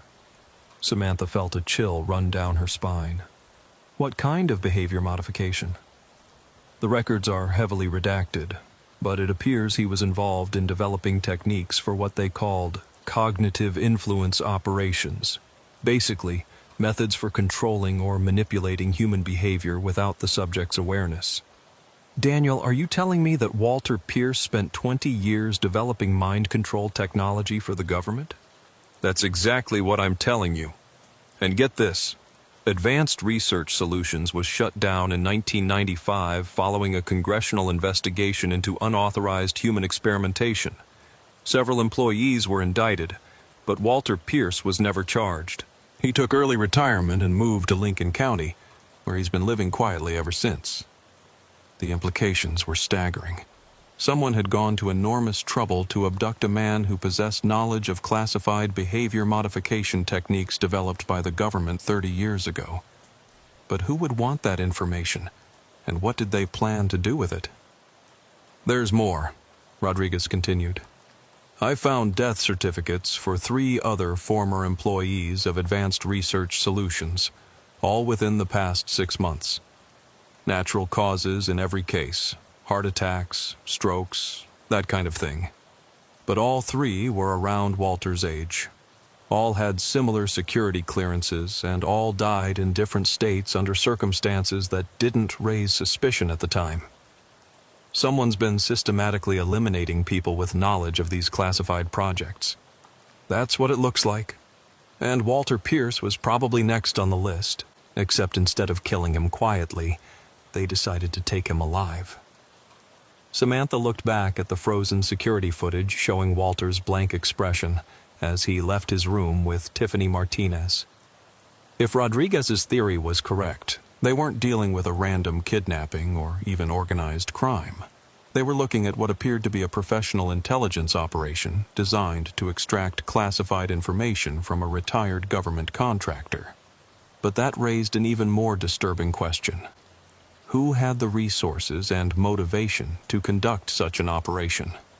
And what did they plan to do with behavior modification techniques that the U.S. government had deemed too dangerous to continue developing? As Samantha drove back to the police station to coordinate with federal authorities, she couldn't shake the feeling that Walter Pierce's disappearance was just the beginning of something much larger and more dangerous than a simple missing person case. And somewhere in the back of her mind, she wondered how many other elderly residents in nursing homes across the country might be harboring secrets that someone was willing to kill for. The FBI field office in Kansas City looked exactly like what it was.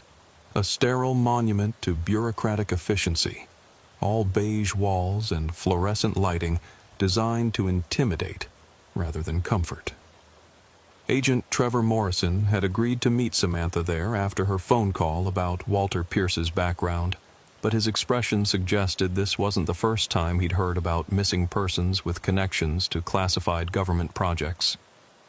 "Advanced Research Solutions," Agent Morrison said, consulting a thick file folder as they sat in a windowless conference room. "We've been tracking incidents related to former ARS employees for the past 8 months. Walter Pierce makes number 17.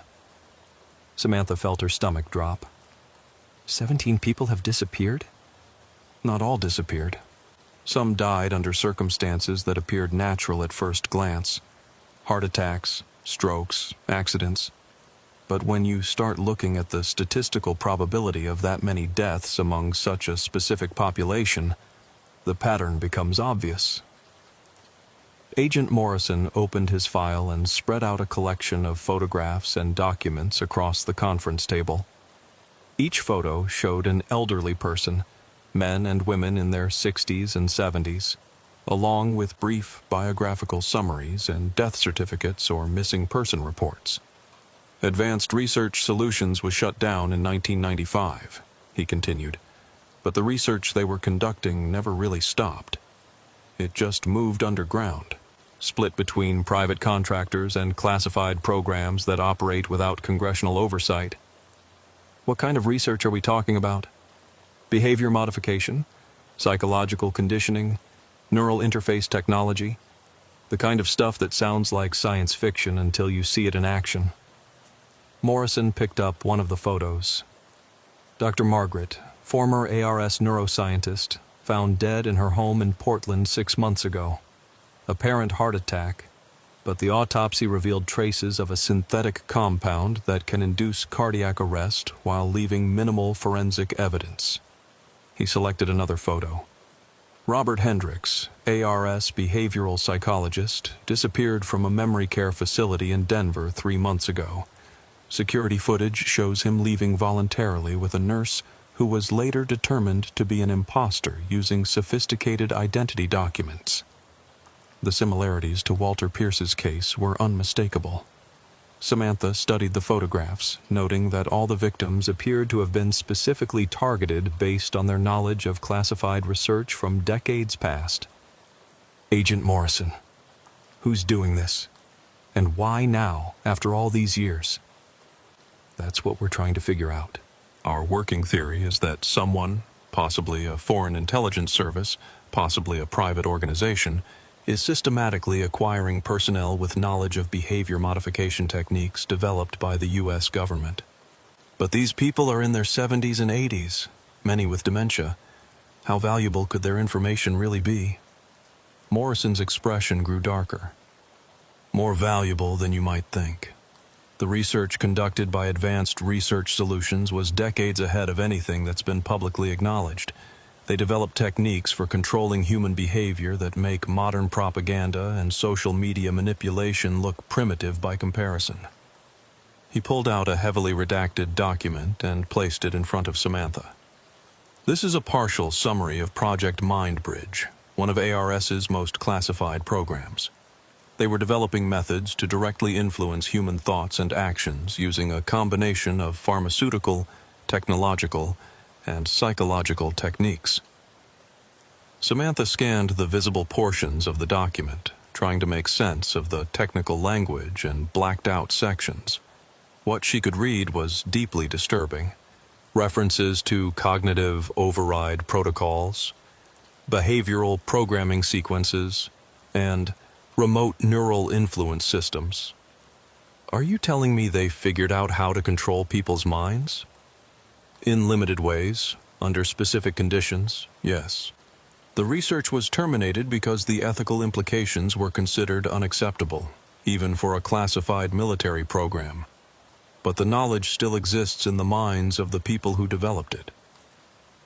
And now someone is collecting those people." "Exactly. We think they're trying to reconstruct the complete research database by extracting information from the original researchers. The people who are being killed probably refused to cooperate. The ones being kidnapped are presumably being subjected to more persuasive methods of information extraction." Samantha thought about the security footage of Walter Pierce leaving his room with that blank expression on his face. "Agent Morrison, is it possible that whoever took Walter is using these behavior modification techniques on him? Could they have somehow programmed him to walk out voluntarily?" Morrison nodded grimly. That's exactly what we think is happening. Based on other cases, they seem to have developed ways to temporarily override a person's conscious will, essentially turning them into a compliant asset who will follow instructions without resistance. The implications were terrifying.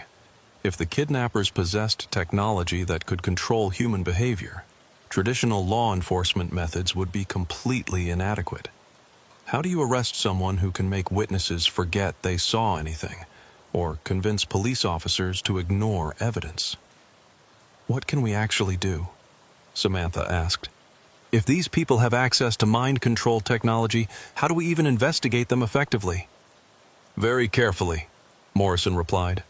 We've learned not to trust standard interrogation techniques or eyewitness testimony in these cases. Physical evidence becomes much more important, and we have to assume that anyone involved in the investigation could potentially be compromised. He showed her another document, a map of the United States with red pins marking locations where ARS-related incidents had occurred.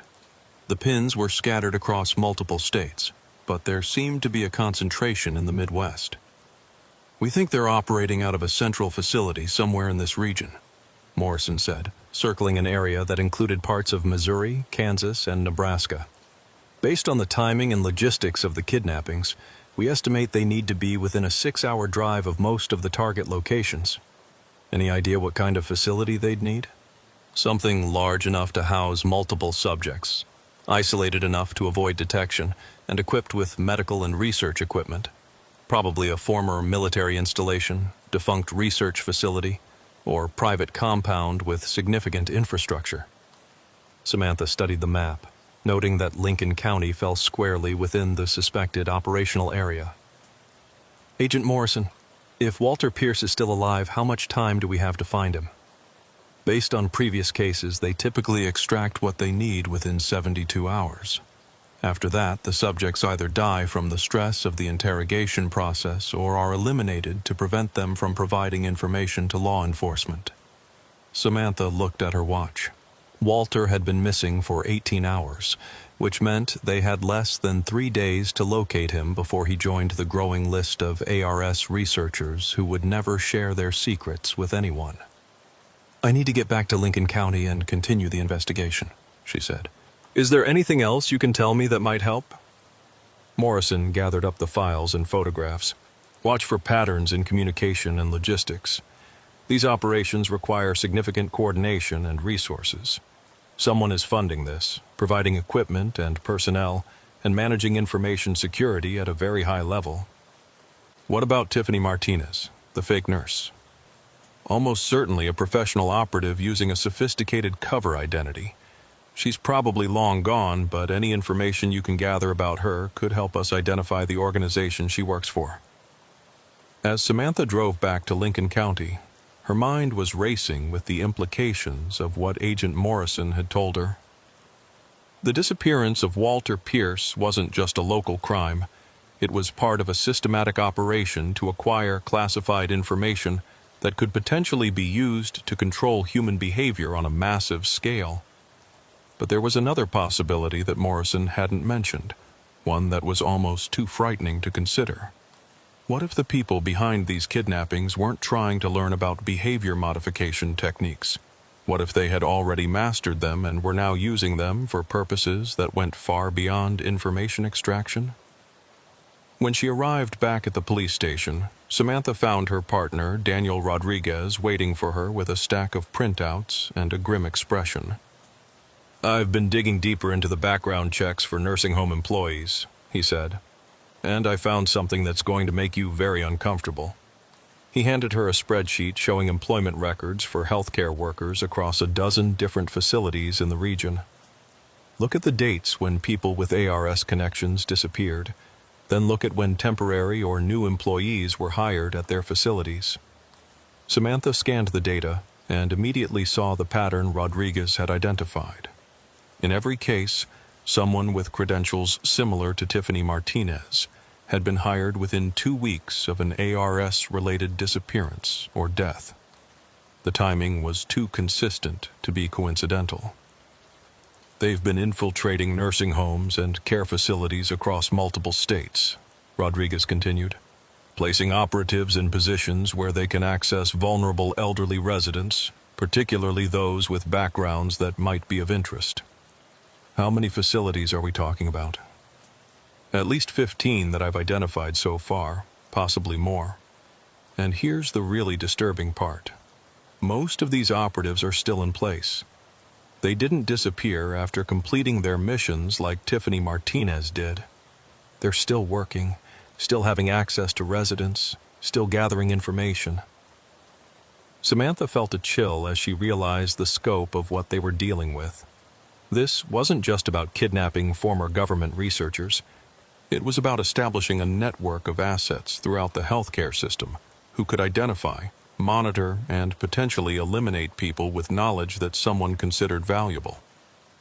Daniel, we need to contact every facility on this list and warn them that they may have infiltrators on their staff, and we need to do it without alerting the operatives that we know about them.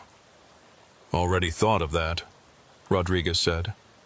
I've been working with the FBI to coordinate simultaneous interviews with facility administrators, but we have to assume that some of these operatives will realize what's happening and either disappear or escalate their activities.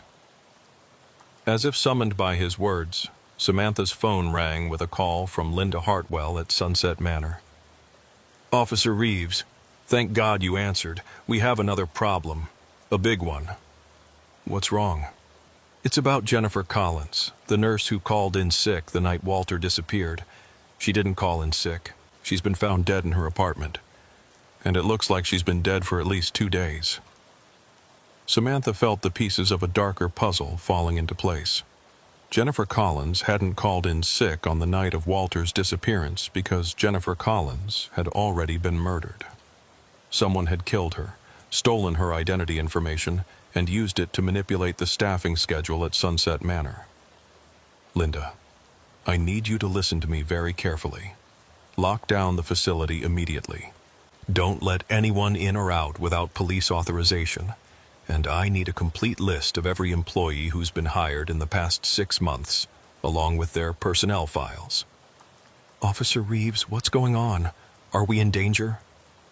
Samantha thought about the network of infiltrators that Rodriguez had identified, the sophisticated operation that had successfully extracted Walter Pierce without leaving any usable evidence, and the growing list of elderly researchers who had died or disappeared under suspicious circumstances.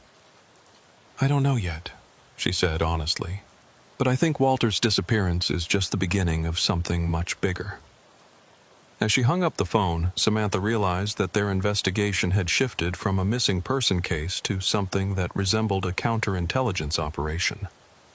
They were dealing with professional adversaries who had resources, training, and objectives that went far beyond anything the Lincoln County Police Department was equipped to handle. But somewhere in the complex web of false identities, infiltrated facilities, and classified research projects, Walter Pierce was still alive and still valuable enough to keep breathing. Finding him had become more than just a matter of solving a crime. It had become a race against time to prevent classified information from falling into the hands of people who clearly understood its potential for causing harm on an unimaginable scale. And with every hour that passed, the odds of bringing Walter home alive grew smaller, while the likelihood of additional victims grew larger. The abandoned Hartwell Research Institute had been sitting empty for 12 years, slowly deteriorating in the Kansas prairie 40 miles outside of Topeka. Local teenagers sometimes dared each other to break in and explore the maze of empty laboratories and office buildings, but most found the place too unsettling to stay long. There was something about the institutional architecture and the lingering smell of chemicals that made even the boldest trespassers eager to leave. What those teenagers didn't know was that the facility wasn't as abandoned as it appeared. Officer Samantha Reeves discovered this 3 days after Walter Pierce's disappearance, following a lead that had emerged from the federal investigation into advanced research solutions. Agent Morrison had identified several former ARS facilities that remained privately owned despite appearing defunct. and Hartwell Research Institute was at the top of their list. The breakthrough had come from analyzing the cell phone data recovered from Jennifer Collins's apartment. The murdered nurse's phone showed several calls to a number registered to a company called Midwest Medical Staffing, which claimed to provide temporary healthcare workers to facilities across the region. But when agents attempted to contact the company, they found that its business address was a vacant strip mall office that had been empty for months. The phone number, however, provided a crucial lead. Cell tower data showed that calls to the Midwest Medical Staffing number were being routed to a location approximately 40 miles southwest of Lincoln County, exactly where the Hartwell Research Institute sat in apparent abandonment. Samantha had volunteered to conduct reconnaissance of the facility, despite Agent Morrison's reservations about sending local law enforcement into what was likely a sophisticated criminal operation. But she had argued successfully that a single police officer investigating reports of trespassing would arouse less suspicion than a federal task force and might provide the intelligence they needed to plan a successful rescue operation. Now, as she approached the facility in an unmarked car on a gray Wednesday afternoon, Samantha was beginning to question the wisdom of that decision. The Hartwell Research Institute consisted of 3 large buildings connected by covered walkways, surrounded by a chain-link fence that appeared to be in better repair than the deteriorating structures it protected. Warning signs, posted every 50 feet, declared the property to be private and dangerous due to contamination, discouraging casual exploration. But as Samantha parked her car at a service road intersection half a mile away and approached on foot, she could see signs that the facility was far from abandoned. The parking lot contained several vehicles, including a white van with medical equipment logos and what appeared to be a mobile laboratory unit.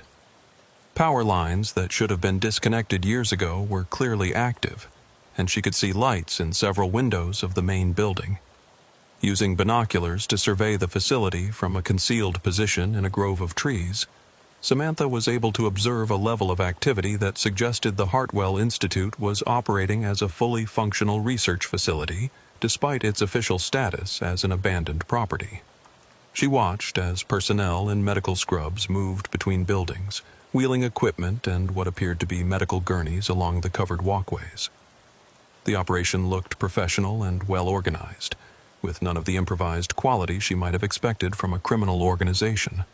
But it was the arrival of a black sedan at 3:47 p.m. that confirmed her worst fears about what was happening inside the facility. The sedan pulled up to the main entrance, and Samantha watched through her binoculars as 2 people got out. A woman in a nurse's uniform who looked remarkably similar to the description of Tiffany Martinez, and an elderly man who moved with the same vacant, controlled demeanor she'd seen in the security footage of Walter Pierce leaving Sunset Manor. The elderly man was definitely not Walter. He appeared to be at least 10 years older, and walked with a pronounced limp. But his behavior was identical to what she'd observed in the nursing home footage. Cooperative, but emotionless, following instructions without any sign of independent thought or resistance. As she watched, the woman guided the elderly man toward the main entrance, pausing to speak briefly with a security guard before disappearing inside the building. The entire interaction took less than 3 minutes, but it told Samantha everything she needed to know about the nature of the operation. The Hartwell Research Institute wasn't just a hiding place for kidnapped researchers. It was an active facility where multiple subjects were being brought for whatever process the organization was conducting. And if one elderly person was arriving while she watched, it meant that Walter Pierce was likely just one of several victims currently being held inside. Samantha called Agent Morrison on her secure radio. "I can confirm the facility is active," she reported. "Multiple buildings occupied, vehicles in the parking lot, and I just observed what appears to be the delivery of another elderly subject." "Any sign of Walter Pierce specifically?" "Negative, but the operational pattern matches what we saw at the nursing home. Professional personnel, subjects exhibiting behavioral control symptoms, sophisticated security procedures." "Roger that. We're mobilizing the tactical team now. Estimated arrival time is 45 minutes. Do not attempt entry until we arrive. Samantha acknowledged the instruction but continued her surveillance, hoping to gather additional intelligence that might help the rescue operation. What she saw over the next 30 minutes suggested that the situation was even more complex than they had initially understood. At regular intervals, personnel emerged from the main building to tend to what appeared to be a small cemetery behind the facility. Fresh graves were visible, along with several workers who seemed to be preparing additional burial sites. The implications were horrifying. Not all of the elderly researchers brought to this facility were leaving alive. But it was the activity she observed in the windows of the second building that provided the most disturbing revelation about what was happening at Hartwell Research Institute. Through a large window on the ground floor, Samantha could see what appeared to be a sophisticated medical facility equipped with examination tables, monitoring equipment, and what looked like surgical instruments. But the subjects on the examination tables weren't passive patients. They were restrained elderly people who appeared to be undergoing some kind of procedure that involved electronic devices being attached to their heads. Even from a distance, the scene reminded Samantha of descriptions she'd read about historical medical experiments conducted on unwilling subjects. But this facility was using modern technology and techniques, suggesting that whatever information they were extracting from their victims was being obtained through methods that were both highly advanced and completely unethical. Her radio crackled with an update from Agent Morrison. Be advised, we've intercepted communications suggesting they may be planning to evacuate the facility tonight. Timeline has been moved up. Tactical Team ETA is now 20 minutes. Samantha felt a surge of urgency. If the operators were planning to abandon the facility, they would likely eliminate any evidence, including the research subjects who might be able to testify about what had been done to them. Agent Morrison, I think they're going to kill the subjects before they evacuate. We may not have 20 minutes. Negative, Officer Reeves. Do not attempt entry. That's an order. But as Samantha watched, she saw something that made the decision for her. Through the window of the main building, she could see an elderly man strapped to a medical table with what appeared to be electrodes attached to his head. Even at this distance, she recognized the distinctive profile. It was Walter Pierce, and he appeared to be conscious and in distress. Without waiting for backup, Samantha began moving toward the facility perimeter, knowing that every minute of delay might mean the difference between rescue and recovery of a body. The chain-link fence was equipped with motion sensors and surveillance cameras, but Samantha had observed a section near the loading dock where tall weeds provided concealment from most angles. She managed to cut through the fence using wire cutters from her patrol car toolkit, creating an opening just large enough to crawl through without triggering obvious alarms.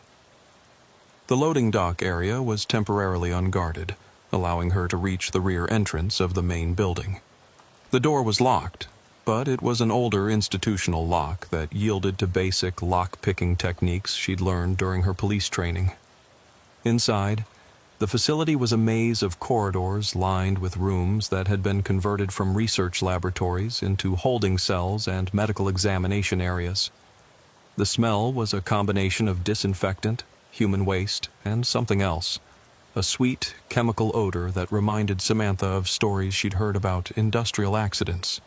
She could hear voices coming from deeper in the building, along with the electronic beeping of medical monitoring equipment. Following the sounds, she located a central corridor that seemed to lead to the main operational area of the facility. What she found there would haunt her for the rest of her career. The main laboratory had been converted into what could only be described as a human experimentation facility.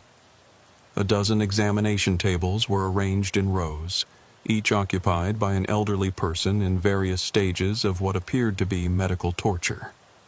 Most of the subjects were unconscious, but a few were awake and clearly aware of their surroundings despite being unable to move or speak. Walter Pierce was on the table closest to a bank of monitoring equipment, with cables connected to devices that had been surgically implanted in his skull. His eyes were open and alert, tracking Samantha's movement as she entered the room.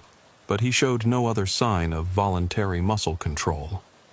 Standing over him was a woman in medical scrubs, definitely Tiffany Martinez, based on the photos Samantha had seen. She was adjusting settings on a complex electronic device while consulting a laptop computer that displayed what appeared to be brainwave patterns in real time. "The neural mapping is complete," Tiffany said to someone out of Samantha's line of sight. "We've successfully extracted the complete behavioral modification protocols from his long-term memory. The data transfer should be finished within the hour." A male voice responded from across the room. "Excellent. What about the other subjects from the ARS program?" "Subject 7 completed extraction yesterday. All the pharmaceutical conditioning data has been preserved. Subject 12 is still in process, but we should have the complete psychological programming protocols by tonight." Samantha realized she was witnessing the systematic extraction of classified information directly from the brains of the people who had developed it decades earlier. The technology being used was far beyond anything she had imagined possible, suggesting that whoever was behind this operation had resources and capabilities that rivaled those of major governments. But there was something else happening in the laboratory that was even more disturbing than the information extraction process. At several of the examination tables, the subjects appeared to be deceased, but their bodies were still connected to the monitoring equipment and showed signs of electrical activity. Somehow, the operators were continuing to access information from the brains of people who had died during the extraction process. The implications were staggering. Not only were they systematically murdering elderly researchers to steal their memories, but they had developed technology that could continue extracting information even after death. Samantha was preparing to call for immediate backup when her radio crackled to life, loudly enough to alert everyone in the laboratory to her presence. "Officer Reeves, this is Agent Morrison. Tactical team is in position. What's your status?" The male voice in the laboratory immediately responded to the radio transmission. "We have law enforcement on the property. Initiate sterilization protocol immediately." Tiffany Martinez began rapidly typing commands into her laptop, while other personnel Samantha hadn't seen before emerged from different areas of the laboratory. She found herself surrounded by at least 6 people, all of whom seemed to be armed and professionally trained. "Officer Reeves," one of them said calmly, "you're going to need to put down your weapon and surrender. This facility is conducting authorized research under classified government contracts. Your interference constitutes a federal crime." Samantha kept her service pistol drawn, but realized she was severely outgunned and outmaneuvered. "These people are being held against their will and subjected to medical torture. There's nothing authorized about what's happening here." "I'm afraid you're mistaken," the man replied. "These subjects are all volunteer participants in advanced medical research designed to treat severe neurological conditions. The procedures you've observed are experimental treatments for dementia and Alzheimer's disease." Even as he spoke, Samantha could see Tiffany Martinez and other personnel beginning to disconnect equipment and prepare what appeared to be an evacuation procedure. Whatever they were planning to do, they intended to complete it quickly and leave no evidence behind. "Officer Reeves," her radio crackled again. "Federal agents are entering the building now. Maintain your position." But as the sounds of the tactical team's entry echoed through the facility corridors, Samantha realized that the people operating this facility had been prepared for exactly this scenario. They weren't panicking or attempting to flee. They were executing a carefully planned response that suggested they had contingencies for law enforcement intervention. And as she looked at Walter Pierce's face, conscious and aware but completely helpless, she realized that whatever happened next would determine not just whether he survived, but whether the classified information in his mind would be used for purposes that could threaten far more people than just the elderly researchers who had been kidnapped and tortured in this nightmarish facility. The explosion that rocked the Hartwell Research Institute at 4:23 p.m. came without warning, sending a shockwave through the building that knocked Samantha to her knees and shattered every window in the main laboratory. Emergency lighting flickered on as the primary power systems failed, bathing the room in an eerie red glow that made the scene of medical horror even more nightmarish. In the chaos that followed the blast, Samantha lost sight of Tiffany Martinez and the other operatives who had surrounded her moments before. The sound of automatic weapons fire echoed from other parts of the building as the federal tactical team engaged with what appeared to be a well-armed security force that had been hidden within the facility. But it was what happened to the experimental subjects that would haunt Samantha for the rest of her life. As smoke filled the laboratory and debris rained down from the damaged ceiling, the monitoring equipment connected to the 12 examination tables began displaying critical alerts. The subjects who had been unconscious started convulsing as their neural implants overloaded, while those who were still aware, including Walter Pierce, showed signs of extreme distress as electrical surges coursed through the devices embedded in their brains. Samantha fought her way through the smoke and debris to Walter's examination table, trying to disconnect the cables that were connected to the implant in his skull. But the electronic device was more sophisticated than she had realized, and her attempts to remove it seemed to be causing him even more pain. "Don't," a voice said behind her. "You'll kill him if you disconnect those cables wrong." Samantha spun around to find a man in medical scrubs standing behind her, one of the operatives who had been working on the other subjects. But instead of threatening her or attempting to stop her rescue effort, he appeared to be offering help. "The neural interfaces are designed to prevent tampering," he continued. "If you disconnect them incorrectly, the electrical feedback will cause massive brain damage." "Then help me disconnect them correctly," Samantha said, keeping her service weapon trained on him while trying to evaluate whether he was attempting to help or deceive her. "I can't," he replied. "I'm Dr. Matthew Harrison, and I used to work for Advanced Research Solutions. These people kidnapped me 6 months ago and have been forcing me to participate in this project by threatening my family." The building shook again as another explosion echoed through the facility, followed by the sound of helicopters landing outside. Agent Morrison's voice could be heard over a bullhorn, demanding that all personnel in the building surrender immediately. "Doctor, if you really want to help, tell me how to save these people." Dr. Harrison moved to a control console that had survived the initial explosion and began typing rapid commands. "The only way to safely disconnect the neural interfaces is through the main computer system, but they've initiated a sterilization protocol that will overload all the implants simultaneously in about 10 minutes. What does that mean? It means they're planning to kill all the subjects to prevent them from providing testimony about what was done to them. The electrical overload will destroy their brains while making it appear that they died from injuries sustained during the tactical assault." Samantha felt a surge of rage at the calculated cruelty of the plan. Not only had these people tortured elderly researchers to steal their memories, but they were prepared to murder all the evidence to cover their tracks. "Can you stop the sterilization protocol?" "Maybe, but I need about 15 minutes to override the security systems, and I don't think we have that long." As if to emphasize his point, the sound of combat grew closer as the tactical team fought their way through the building's defenses. Whoever was running this operation had prepared for the possibility of law enforcement intervention and had equipped the facility with military-grade security systems and personnel. "Dr. Harrison, do what you can with the computer systems. I'm going to try to evacuate as many subjects as possible." Samantha began disconnecting the simpler monitoring equipment from the examination tables, hoping to make the subjects more mobile without triggering the fatal overload that Dr. Harrison had warned about. Most of them were unconscious and would require stretchers to move, but Walter Pierce and 2 others appeared to be aware enough to potentially walk with assistance.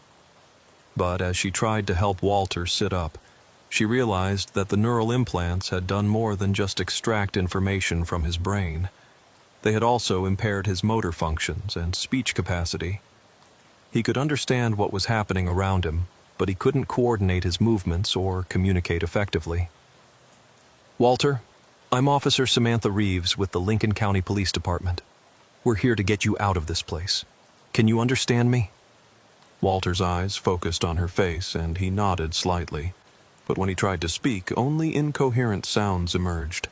The implant had apparently damaged the areas of his brain responsible for language processing. "Officer Reeves," Dr. Harrison called from the computer terminal, "I'm having trouble overriding the sterilization protocol. The system is more sophisticated than I thought, and they've got some kind of quantum encryption that I've never seen before." "How long do we have?" "Maybe 8 minutes before the neural interfaces start overloading." Samantha made a decision that went against all her training and instincts. Instead of waiting for the tactical team to secure the building, she began moving the conscious subjects toward what appeared to be an emergency exit at the far end of the laboratory. The first subject she tried to help was a woman in her 70s who appeared to be more mobile than Walter. But as soon as Samantha touched her arm, the woman began screaming. Not words, but sounds of pure terror that suggested her mind had been damaged beyond repair by whatever procedures had been performed on her. The second subject, an elderly man who appeared to be catatonic, showed no response at all when she tried to move him. His neural implant was still displaying activity on the monitors, but there was no sign that any recognizable personality remained in his damaged brain. Walter Pierce seemed to be the only subject who retained enough cognitive function to potentially cooperate with a rescue effort, but even he required extensive assistance to stand and walk. "Dr. Harrison, what did you do to these people?" "The neural interface technology was designed to extract specific memories without damaging other brain functions," he replied, while continuing to work frantically at the computer terminal. "But the people running this operation pushed the extraction process beyond safe limits. They weren't just copying information, they were essentially strip mining these people's brains for every fragment of knowledge they contained." "And the subjects who died?" "The extraction process was so intensive that their brains couldn't handle the stress. But even after death, the neural interfaces could continue accessing residual electrical activity for several hours, allowing them to recover additional information from dying brain tissue." Samantha felt sick as she realized the full scope of what had been done at this facility. The operators hadn't just been conducting illegal human experiments. They had been systematically destroying human minds to extract classified information, treating elderly researchers like disposable resources to be consumed and discarded. The sound of boots in the corridor outside the laboratory indicated that the tactical team was finally approaching their location, but it also meant that the operatives running the facility would be even more motivated to eliminate evidence of their activities. "Dr. Harrison, we're out of time. Whatever you're going to do with that computer system, do it now." "I'm trying, but the encryption is adapting faster than I can crack it. It's like the system is learning from my attempts and generating new security protocols in real time." The laboratory door burst open as federal agents in tactical gear entered with weapons raised. Agent Morrison was among them, his face grim as he surveyed the scene of medical horror. "Officer Reeves, are you injured?" "Negative, but we have a problem. These subjects have neural implants that are set to overload in about 5 minutes. If we can't disable the sterilization protocol, they're all going to die." Agent Morrison immediately began coordinating with technical specialists who had accompanied the tactical team. Within minutes, they had additional personnel working on the computer systems, while medical technicians tried to stabilize the subjects for emergency transport. But as they worked against the countdown to the sterilization protocol, Samantha noticed something that made her realize their rescue effort might already be too late. Tiffany Martinez and the other operatives who had been running the facility were nowhere to be found. Despite the tactical team's assault on the building, the key personnel had somehow managed to escape, taking with them whatever information they had extracted from their victims. "Agent Morrison," she called out, "where are the primary suspects? Did the tactical team apprehend anyone?" "We found several security personnel and support staff, but none of the medical or research personnel who were actually running the operation. It looks like they evacuated through some kind of underground tunnel system before we breached the main building." The implications were devastating. Not only had the operators escaped with classified information extracted from the minds of elderly researchers, but they had also left behind a facility full of victims who were programmed to die in order to eliminate evidence of the crimes that had been committed.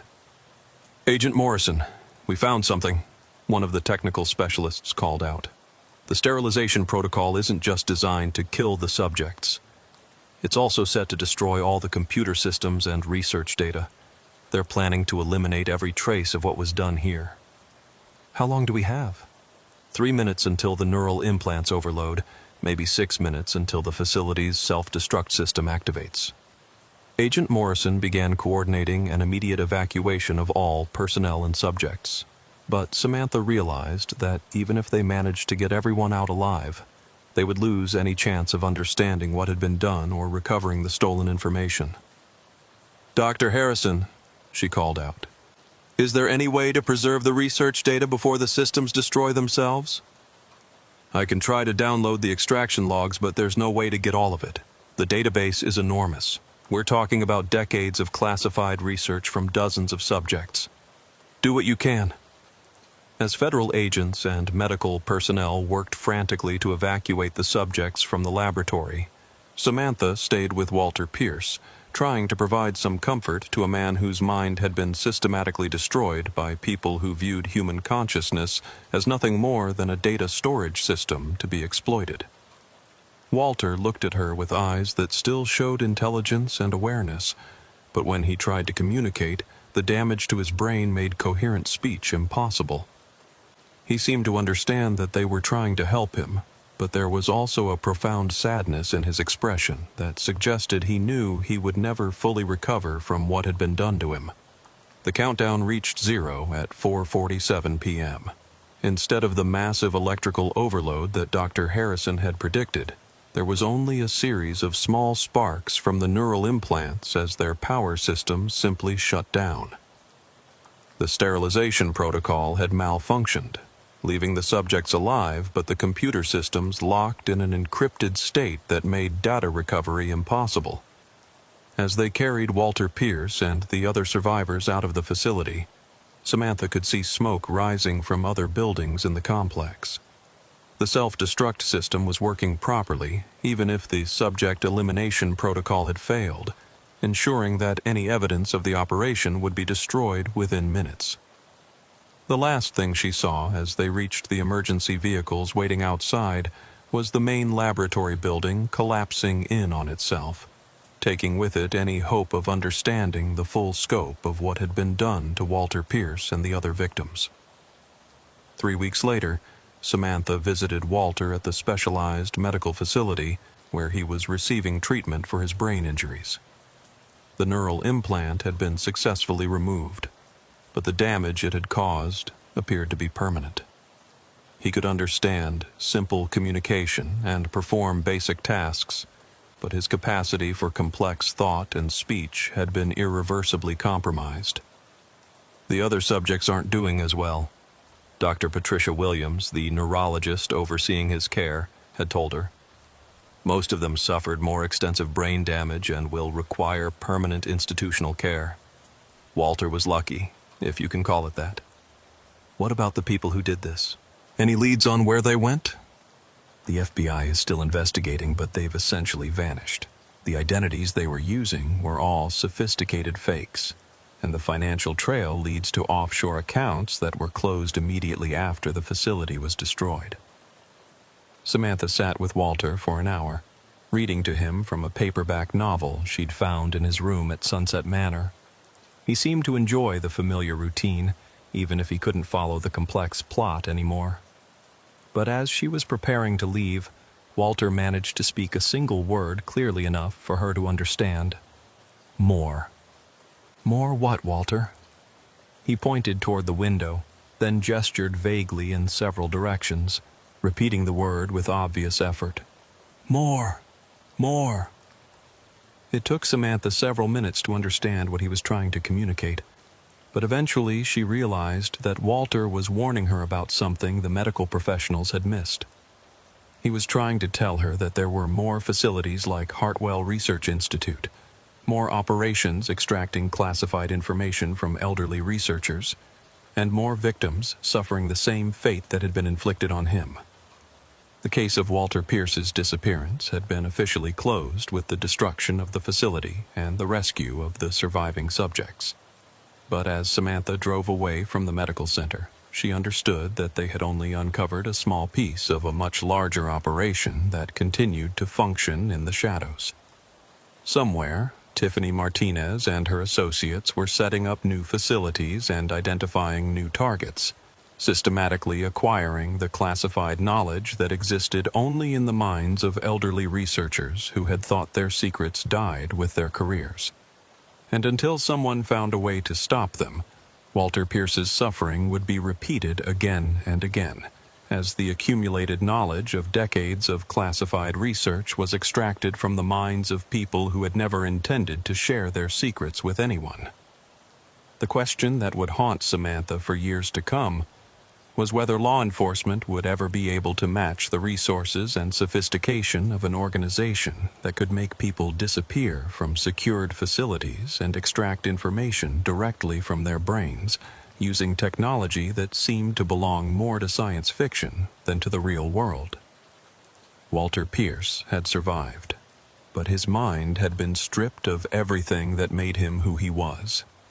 And somewhere in the vast network of information brokers and criminal organizations that existed beyond the reach of traditional law enforcement, the stolen contents of his memory were being analyzed, cataloged, and potentially used for purposes that the original researchers had never intended. The missing persons case had been solved, but the larger questions it raised about the security of classified information and the vulnerability of elderly researchers would remain unanswered, hidden in the same shadows that concealed the people responsible for Walter's ordeal. Some secrets, Samantha had learned, were valuable enough that people would commit unspeakable crimes to obtain them. And some victims would never fully recover from the process of having their minds systematically dismantled by people who viewed human consciousness as nothing more than a storage medium to be exploited. The nightmare that had begun with an empty bed at Sunset Manor had ended, but the larger horror it represented continued somewhere beyond the reach of justice. Officer Ashley Martinez had worked enough teenage party cases to know that most of them followed predictable patterns. Parents go out of town. Word spreads through social media. 50 kids show up where only 10 were invited. Someone calls the police about noise, and everyone scatters when the patrol cars arrive. Usually, the worst consequences were some broken furniture and embarrassed parents dealing with underage drinking citations. But the party at 1847 Hillcrest Avenue in suburban Phoenix, Arizona was different from the moment Ashley arrived on scene. The house belonged to the Hendricks family, affluent suburbanites who had left their 17-year-old daughter Chelsea home alone while they attended a business conference in Chicago. What should have been a quiet weekend had turned into something much more complicated when Chelsea decided to throw what her friends later described as an intimate gathering that somehow ballooned into a full-scale house party with over 100 attendees. The call had come in at 2:17 a.m. from a neighbor complaining about loud music and cars parked throughout the residential street. Ashley had responded, expecting a routine noise complaint, but what she found when she arrived suggested that something had gone seriously wrong during the evening's festivities. The house was empty except for 3 teenagers who appeared to be passed out on various pieces of furniture in the living room. Empty alcohol bottles and red plastic cups littered every surface, and there were clear signs that the party had gotten significantly out of hand. Broken decorations, overturned furniture, and what appeared to be vomit stains on the carpet. But Chelsea Hendricks was nowhere to be found. Ashley's attempts to wake the 3 unconscious teenagers initially met with limited success. 2 of them, a boy and girl who appeared to be around 16, were so intoxicated that they couldn't provide coherent information about what had happened during the party or where Chelsea might be. The 3rd teenager, a 17-year-old named Brandon Walsh, was slightly more responsive but seemed disoriented and confused about basic facts. "Where's Chelsea?" Ashley asked as Brandon slowly regained consciousness on the living room couch. "Chelsea? I don't know. She was here earlier. We were all hanging out, having a good time." Brandon's speech was slurred and his eyes had difficulty focusing on Ashley's face. "When did you last see her?" "I don't remember. Everything's kind of blurry after maybe midnight. There were a lot of people here."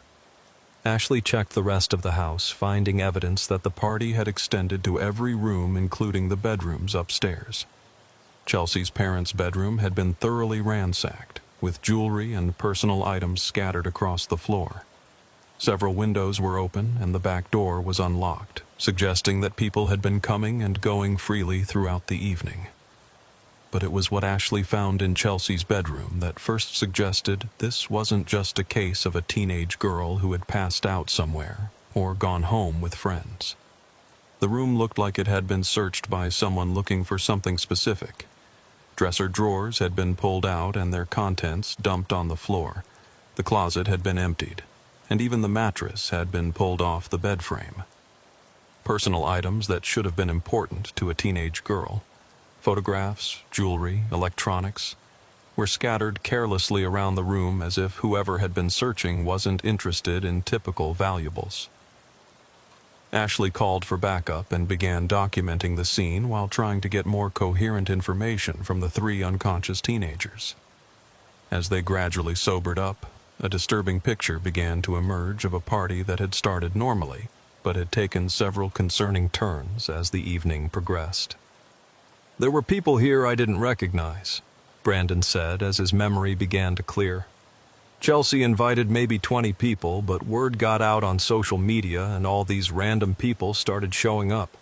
Some of them were way older, like college age, or even older than that."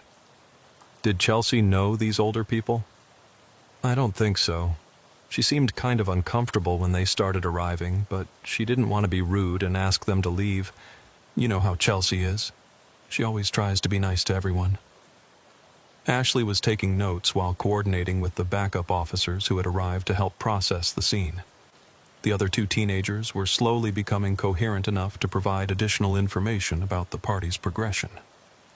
Amber Rodriguez, 16, had been Chelsea's best friend since middle school and had helped plan the original small gathering.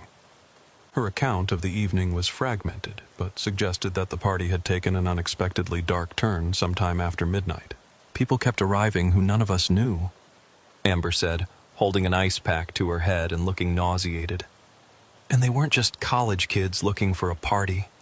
Some of them were really creepy, asking weird questions about Chelsea's parents and what they did for work." "What kind of questions?" "Like, where they worked, how much money they made, whether they traveled a lot for business. At first we thought they were just making conversation, but then they started asking about security systems and whether the family had expensive stuff worth stealing." The third teenager, Matthew Kim, had arrived at the party around 10 p.m. and had a clearer memory of the early evening events. His account suggested that the party had been deliberately targeted by people with specific intentions beyond just crashing a teenage house party.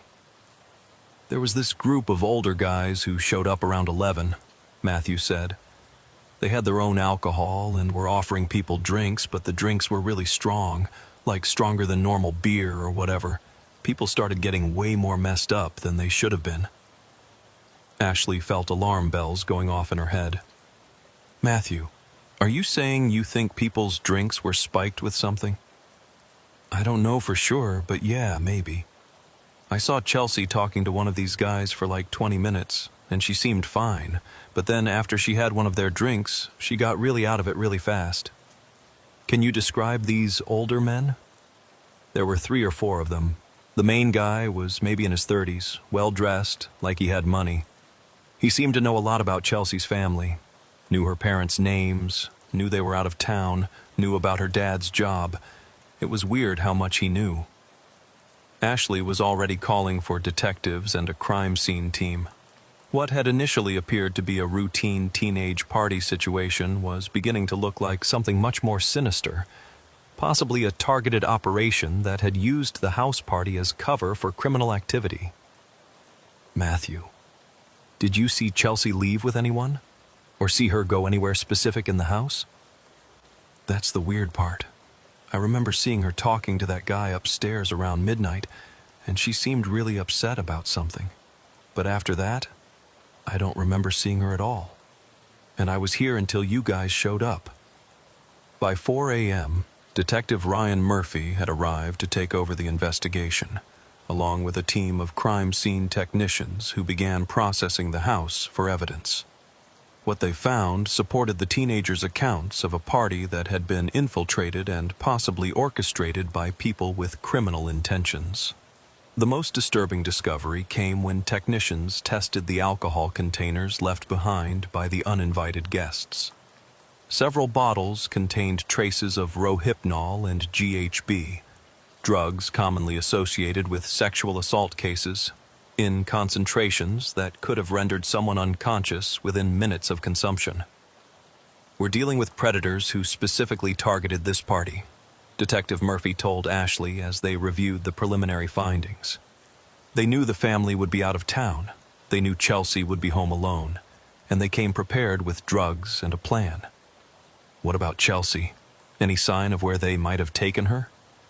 We're checking traffic cameras and canvassing the neighborhood for witnesses, but the timing suggests they had several hours to get her away from the area before anyone realized she was missing. The breakthrough came when crime scene technicians found something in the backyard that the initial search had missed. Hidden in the bushes near the back gate was Chelsea's cell phone, but it wasn't just discarded casually. The phone had been deliberately dismantled, the battery removed, the SIM card taken out, and the internal components damaged as if someone had tried to prevent it from being tracked or providing location data. "This is professional behavior," Detective Murphy said, examining the destroyed phone. "Most criminals don't know enough about cell phone tracking to disable a device this thoroughly. We're dealing with people who understand surveillance technology and counter-surveillance techniques." Ashley was reviewing the notes she'd taken from interviewing the 3 teenagers when she noticed something that had been bothering her since she first arrived on scene. "Detective Murphy, I keep thinking about how the bedrooms were searched. If this was just a sexual assault case or even a kidnapping for ransom, why would they tear Chelsea's room apart like they were looking for something specific?" "What do you mean?" "The way her room was ransacked. It wasn't random vandalism or someone looking for valuables to steal. It was systematic, like they were searching for specific documents or information." And Matthew said the older men were asking detailed questions about her parents' work and finances. Detective Murphy considered this observation. "You think this might be connected to the parents rather than targeting Chelsea specifically?" "I think we need to find out a lot more about what Mr. and Mrs. Hendricks do for a living." The call to Chelsea's parents in Chicago revealed information that transformed the investigation from a teenage party gone wrong into something that resembled industrial espionage or organized crime. Robert Hendricks worked as a senior engineer for a defense contractor that developed classified technology for the military. His wife, Jennifer, was a financial consultant who specialized in managing assets for high-net-worth individuals, including several clients who preferred to keep their business dealings private. "Officer Martinez," Jennifer Hendricks said during the phone call, her voice shaking with fear and confusion. "Are you telling me that someone targeted our daughter to get information about our work?" "We're still investigating, Mrs. Hendricks. But the evidence suggests that the people who infiltrated the party were specifically interested in your family's background and may have taken Chelsea to use as leverage against you or your husband." "This is insane.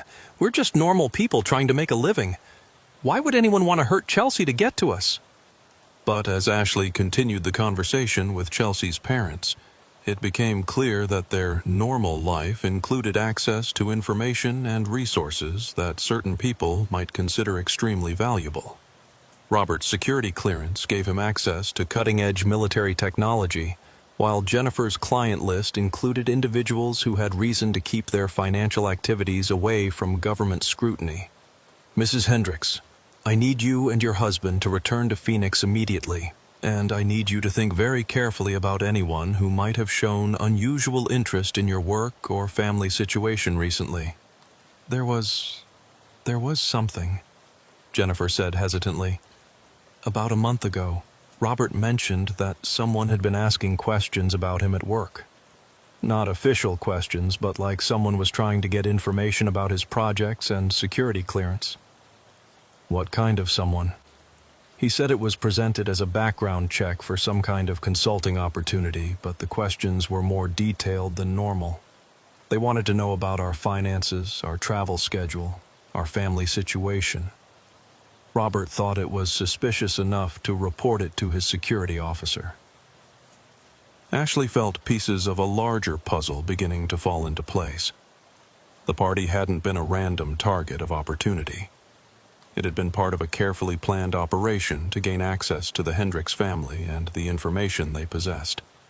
But Chelsea's disappearance was just the beginning. As Ashley and Detective Murphy continued their investigation, they would discover that the teenage girl had been caught in the middle of something far more dangerous than a house party gone wrong.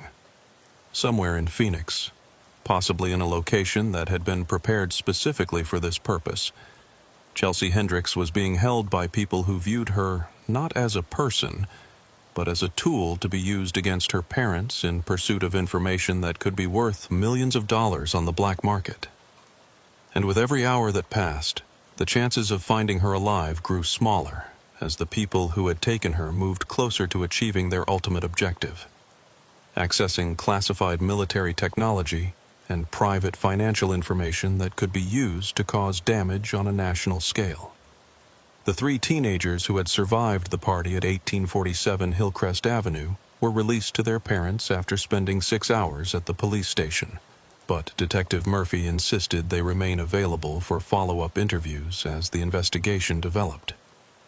What none of them realized as they left the station that morning was how dramatically their stories would change over the following days. Officer Ashley Martinez had been assigned to conduct the follow-up interviews, and she began with Brandon Walsh, the 17-year-old who had seemed most coherent during the initial questioning. When she met with Brandon and his parents at their home 2 days after the party, she found a young man who appeared to be struggling with memory problems that went beyond normal alcohol-induced blackouts. "Brandon, I'd like to go through the events of Saturday night again, now that you've had time to recover," Ashley said, sitting across from him in his family's living room while his parents listened anxiously. "I've been trying to remember," Brandon said, rubbing his temples as if fighting a headache. "But it's like there are pieces missing, not just fuzzy, but actually missing, like someone took parts of my memory and deleted them." "What's the last thing you remember clearly?" Chelsea introducing me to some of the older guys who crashed the party. One of them seemed really interested in talking to me, asking about school, my plans after graduation, that kind of thing. He seemed nice enough, but there was something weird about how much attention he was paying to me. Ashley made notes while encouraging Brandon to continue. "Can you describe this man?" "Tall, maybe 6'2", dark hair, well-dressed. He looked like he had money, you know. Expensive watch, nice shoes. But the weird thing was how much he seemed to know about everyone at the party. He knew names. He knew which school people went to. He even knew stuff about some people's families." "What happened after you talked to him?" "That's where it gets strange. I remember him offering me a drink, and I remember taking it. But after that..." Brandon paused, his expression troubled. "After that, there's nothing until I woke up on Chelsea's couch when you arrived." Brandon's parents, who had remained silent during most of the interview, exchanged worried glances. His mother, Patricia Walsh, finally spoke up. "Officer Martinez, Brandon's been having nightmares since the party. Really intense ones where he wakes up screaming about things that don't make sense." "What kind of things?" "He keeps talking about being in a room with bright lights and people asking him questions he couldn't understand. But He says it felt real, not like a dream. Ashley felt a chill as she realized the implications of what she was hearing. Brandon, in these dreams, can you remember any of the questions they were asking you? They wanted to know about my parents, about our house, about my dad's work schedule, but also weird stuff, like whether I'd ever been hypnotized, whether I had any allergies, whether I'd ever had surgery. Brandon's voice became strained as he tried to access the memories. The whole thing felt like some kind of medical examination, but that's impossible because I was at Chelsea's house the whole time. Are you sure you were at Chelsea's house the whole time? Brandon stared at her for a long moment, his face pale. I don't know. I thought I was, but now that you ask, I can't actually remember being in any specific room at Chelsea's house after about midnight. The interview with Amber Rodriguez yielded even more disturbing information. Chelsea's best friend had been dealing with similar memory gaps and nightmares, but her recollections included details that suggested something had happened to her that went far beyond simply drinking too much at a party. I keep having these flashes of being somewhere else, Amber told Ashley as they sat in a quiet corner of the coffee shop where Amber worked part-time. Not Chelsea's house, but somewhere with concrete walls and medical equipment. Medical equipment? Like in a hospital or a doctor's office. I remember being on some kind of table with bright lights overhead and people in masks standing around me. But that's impossible, right? I was at Chelsea's party the whole time. Ashley studied Amber's face carefully, noting the genuine confusion and distress in her expression. Amber, these memories you're having, do they feel like dreams, or do they feel real? That's the problem. They feel completely real. More real than my memories of being at the party, actually. I can remember specific details, the smell of disinfectant, the sound of machines beeping, even conversations between the people who were doing things to me. What kind of things? Amber's voice dropped to almost a whisper. They were asking me questions while I was on this table. Personal questions about Chelsea's family, about her parents' work, about the layout of their house. But I was answering them even though I didn't want to, like I couldn't control what I was saying. Ashley felt a growing sense of unease as she realized what Amber might be describing. Did they give you any kind of injection or medication? I think so. I remember a sharp pain in my arm, and then everything became really fuzzy. But I could still hear everything they were saying, and I could still answer their questions. I just couldn't control my responses. The implications were deeply disturbing. If Amber's account was accurate, it suggested that the teenagers at the party hadn't just been drugged and left unconscious. They had been systematically interrogated using pharmaceutical methods designed to extract information against their will. Amber, I need you to think very carefully about this next question. In these memories, did you see Chelsea? Was she there with you? Amber closed her eyes and concentrated for several minutes before responding. Yes, she was on another table next to mine. But she wasn't answering questions like I was. They were doing something different to her. Different how?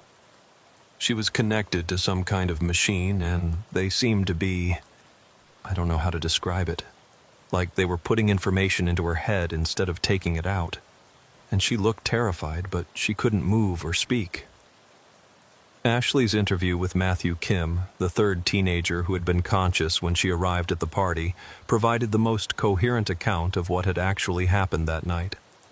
Unlike Brandon and Amber, Matthew's memories were relatively clear, but what he described painted a picture of a sophisticated criminal operation that had used the house party as cover for something far more sinister than simple kidnapping.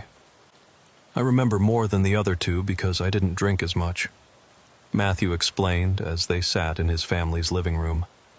I was the designated driver, so I was trying to stay relatively sober. That's probably why whatever they put in the drinks didn't affect me as much. Tell me about these older men who crashed the party. There were 4 of them, and they definitely weren't there to party. They moved through the house like they were conducting some kind of operation. One of them was asking people questions and getting them to drink from specific bottles. Another one was taking photographs of everything. The house, the people, even family photos on the walls. What happened to the people who drank from those specific bottles? They got really messed up really fast, but not in a normal drunk way, more like they were in some kind of trance. They could walk and talk, but they seemed to be following instructions from the older guys without really thinking about it. Ashley made careful notes as Matthew continued his account. Did you see what happened to Chelsea specifically? Around midnight, one of the older guys, the one who seemed to be in charge, took Chelsea upstairs. She was already pretty out of it from whatever was in that drink. About 20 minutes later, they both came back downstairs, but Chelsea looked completely different. Different how? Like she wasn't really there anymore. Her eyes were open and she was walking around, but it was like someone else was controlling her body. She wasn't responding to her friends, wasn't acting like herself at all.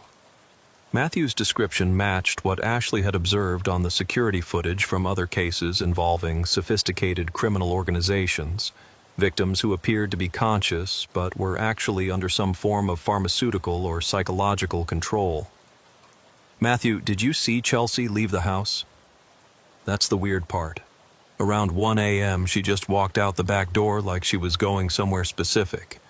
But she didn't take her purse or her keys or anything, just walked out into the backyard and disappeared. Did anyone go with her? Not right away, but about 10 minutes later, two of the older guys left through the same door. They weren't hurrying or acting suspicious, just casually walking out like they were going to their car.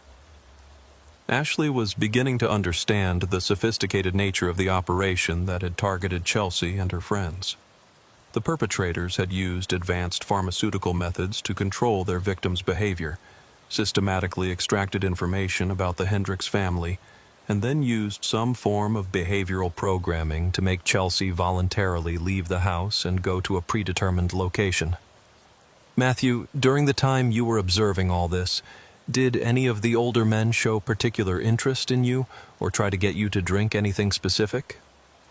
One of them kept offering me drinks, but when I told him I was driving, he seemed to lose interest in me. It was like once he realized I wasn't going to be as easily affected, he just ignored me. Did you overhear any conversations between these men? Some of it. They were talking about timelines and logistics, like they were coordinating some kind of business operation. I heard one of them say something about extraction protocols and information verification. It sounded really professional, like they'd done this kind of thing before. The picture that emerged from the 3 interviews was deeply disturbing. The house party had been infiltrated by a team of professional criminals who had used sophisticated methods to drug and interrogate teenagers in order to extract information about Chelsea's family. Then they had used some form of behavioral control to make Chelsea voluntarily accompany them to a secondary location. But there were still crucial questions that remained unanswered. Where had they taken Chelsea? What did they ultimately want from her parents? And how had they acquired the advanced pharmaceutical and psychological techniques they had used on the party attendees? Detective Murphy was coordinating with federal agencies to investigate the sophisticated nature of the operation, but Ashley was focused on a more immediate concern. If the perpetrators had been able to control Chelsea's behavior to the extent that Matthew described, they might still be using her as an unwilling asset in whatever larger plan they were executing. Detective Murphy, Ashley said, as they reviewed the interview notes, I think we need to consider the possibility that Chelsea isn't just a kidnapping victim. Based on what Matthew observed, she may have been programmed to cooperate with her captors in some way. You mean like brainwashing? Something like that, but more sophisticated. The pharmaceutical methods they used on the other teenagers, combined with whatever they did to Chelsea upstairs, might have been designed to make her a compliant participant in whatever they're planning. The implications were frightening. If Chelsea was being used as an unwilling accomplice in a scheme to extract classified information from her parents, traditional rescue methods might not be effective. They would need to understand the psychological conditioning she had been subjected to in order to safely extract her from the situation. But first, they had to find her. And with each passing hour, the chances of locating her before the perpetrators achieved their ultimate objective grew smaller. As Ashley continued her investigation, she couldn't shake the feeling that the house party had been just the first phase of a larger operation that was still unfolding. Somewhere in Lincoln County, Chelsea Hendricks was being held by people who had turned her into a weapon against her own family, using advanced techniques that blurred the line between kidnapping and mind control. The question that haunted Ashley was whether they would be able to find Chelsea before her captors used her to destroy everything her parents had worked to build, and whether the young woman they eventually rescued would still be recognizable as the person she had been before that terrible night. The abandoned warehouse on Industrial Boulevard had been empty for 3 years, another casualty of Phoenix's shifting manufacturing sector. But Officer Ashley Martinez discovered that appearances could be deceiving when she followed up on an anonymous tip about unusual activity at the facility. The tip had come through the department's confidential hotline at 3 a.m. on Thursday morning, exactly 4 days after Chelsea Hendricks's disappearance. The caller, who identified himself only as someone who knows what happened at that party, provided specific details about vehicles being seen at the warehouse during late-night hours, and mentioned seeing a teenage girl who matched Chelsea's description. Ashley had wanted to coordinate the warehouse investigation with Detective Murphy and federal agents, but the caller had been insistent that law enforcement presence would cause the perpetrators to relocate their operation immediately. Against her better judgment, she decided to conduct initial reconnaissance alone, planning to call for backup once she had confirmed whether the location was actually connected to Chelsea's case. The warehouse district was deserted at 4 p.m. on a Thursday afternoon, with most of the remaining businesses having closed hours earlier. Ashley parked her patrol car a quarter-mile away and approached the target facility on foot, using abandoned buildings and shipping containers as cover, while she observed the exterior of the warehouse. At first glance, the building appeared to be completely vacant. The parking lot was empty, windows were boarded up, and weeds had grown up around the loading docks. But as Ashley watched from her concealed position, she began to notice subtle signs that suggested the facility was not as abandoned as it appeared. The chain-link fence surrounding the property was in better repair than expected for a building that had been empty for 3 years. Several of the security cameras mounted on light poles appeared to be active, their red recording lights blinking steadily. Most telling of all, there were fresh tire tracks in the dirt near a side entrance that suggested regular vehicle traffic. Ashley was preparing to call Detective Murphy when she observed something that made her realize the investigation had taken a dangerous turn. A black SUV pulled into the warehouse parking lot and stopped near the main entrance. 3 people got out, 2 men in business suits and a teenage girl who appeared to be moving in the same controlled, trance-like manner that Matthew Kim had described observing in Chelsea at the house party.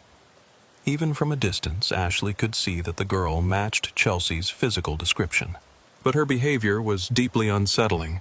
She walked with mechanical precision, showed no awareness of her surroundings, and followed the 2 men's instructions with the blank compliance of someone whose will had been completely overridden. Ashley immediately called for backup, while maintaining visual surveillance of the warehouse. But as she waited for additional units to arrive, she witnessed something that convinced her that waiting for backup might not be an option. One of the men who had arrived with Chelsea made a phone call, and within minutes, several other vehicles began arriving at the warehouse.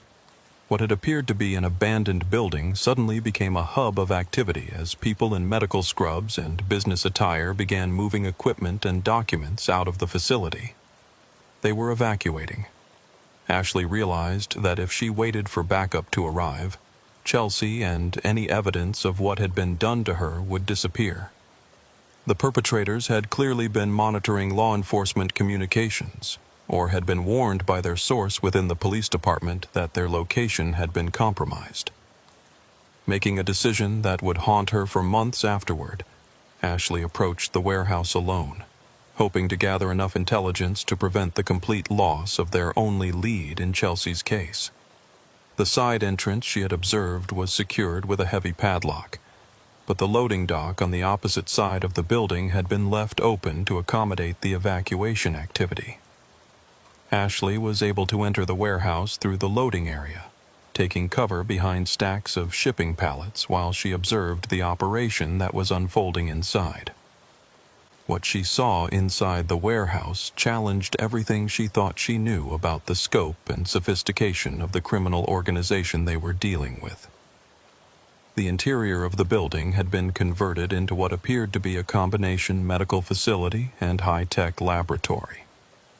Multiple rooms had been constructed within the larger warehouse space, each equipped with examination tables, monitoring equipment, and computer systems that looked more advanced than anything she had seen in hospitals.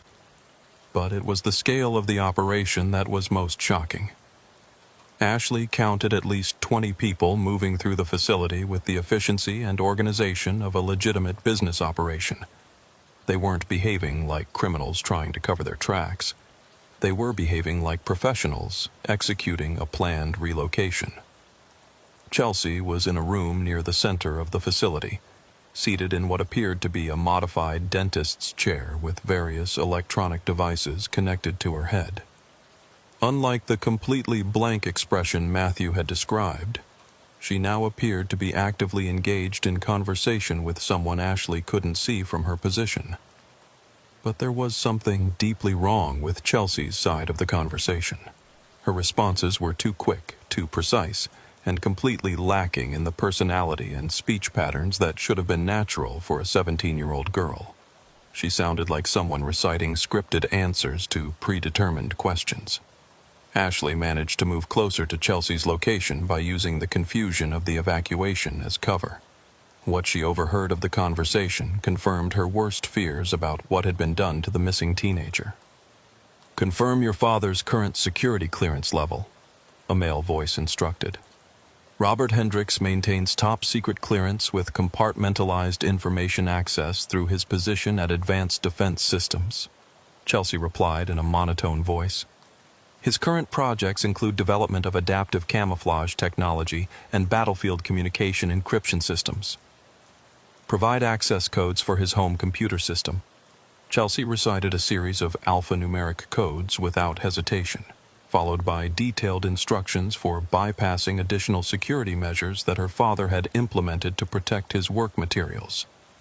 "Confirm your mother's client list for offshore financial management."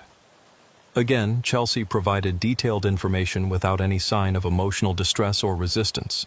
She had been turned into a human database, programmed to provide unlimited access to her family's most sensitive information. Ashley was preparing to call for immediate tactical backup when she heard footsteps approaching her position. She turned to find herself facing one of the men she had seen arriving with Chelsea, tall, well-dressed, and carrying himself with the confidence of someone accustomed to being in control. "Officer Martinez," he said calmly, "I was wondering when you'd arrive. We've been monitoring police communications, and we knew someone would eventually trace our operation to this location." Ashley reached for her service weapon, but the man held up his hand in a non-threatening gesture. "There's no need for violence," he continued. "In fact, I'd like to offer you the same opportunity we've provided to Chelsea, the chance to be part of something much larger and more important than local law enforcement." "You mean the chance to be brainwashed into a compliant asset?" The man smiled. Such a crude way to describe advanced behavioral modification technology. "What we've done with Chelsea isn't brainwashing. It's optimization. We've simply removed the psychological barriers that prevented her from reaching her full potential as an information resource."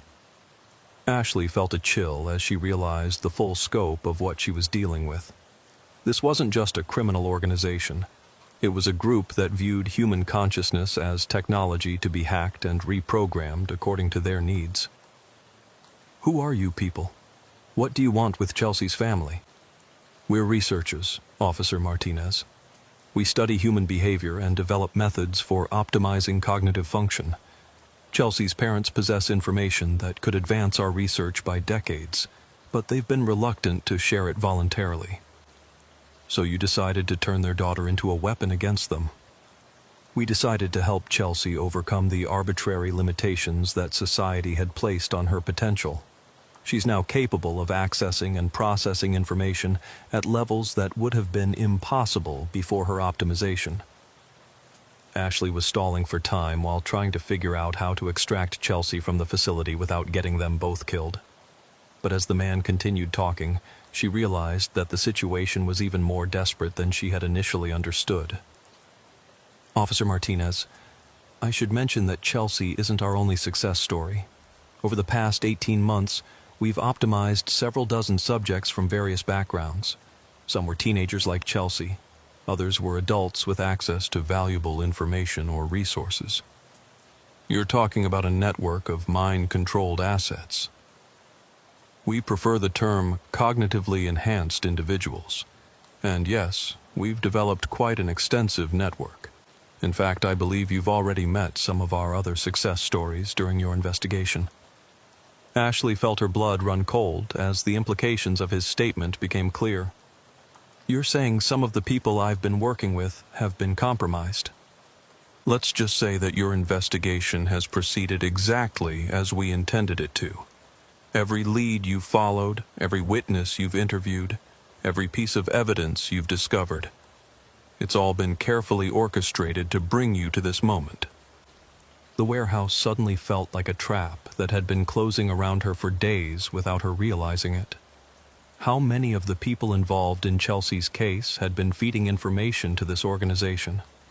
How much of what she thought she knew about the investigation had been deliberately manipulated? What do you want from me?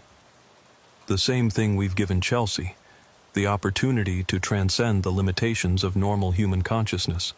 You have skills and access that could be valuable to our research, and we'd like to offer you the chance to join our network voluntarily. And if I refuse?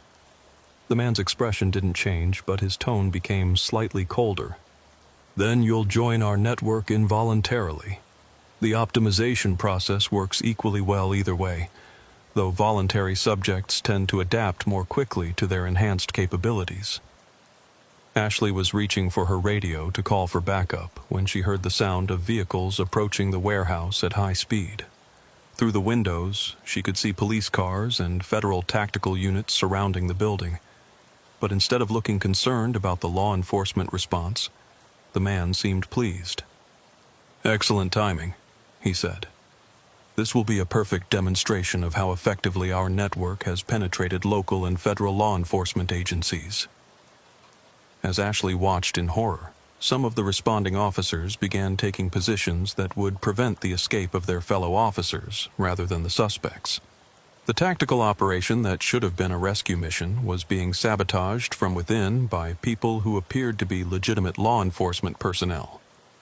The investigation into Chelsea Hendricks's disappearance had led Ashley into a nightmare scenario where she couldn't trust her colleagues, couldn't rely on backup, and couldn't be sure which of her own memories and perceptions had been manipulated by an organization that treated human consciousness like software to be hacked and reprogrammed.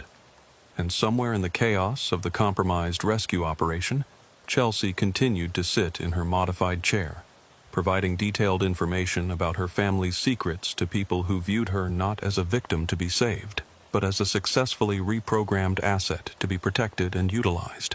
The tactical operation at the warehouse on Industrial Boulevard collapsed into chaos within minutes of its initiation.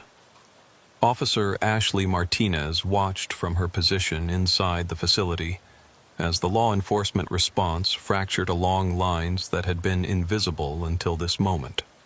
Lines between officers who were genuinely trying to rescue Chelsea Hendricks and those who had been compromised by the organization they were supposed to be fighting. The first sign of sabotage came when Detective Murphy's voice crackled over the radio with orders that made no tactical sense. Instead of establishing a perimeter to prevent escape, units were being directed to positions that would allow the warehouse personnel to evacuate through predetermined routes. All units, establish containment positions at grid references Alpha 7 through Delta 3. Murphy's voice instructed. Do not approach the primary structure until federal assets have secured the interior. But Ashley could see through the warehouse windows that there were no federal assets approaching the building.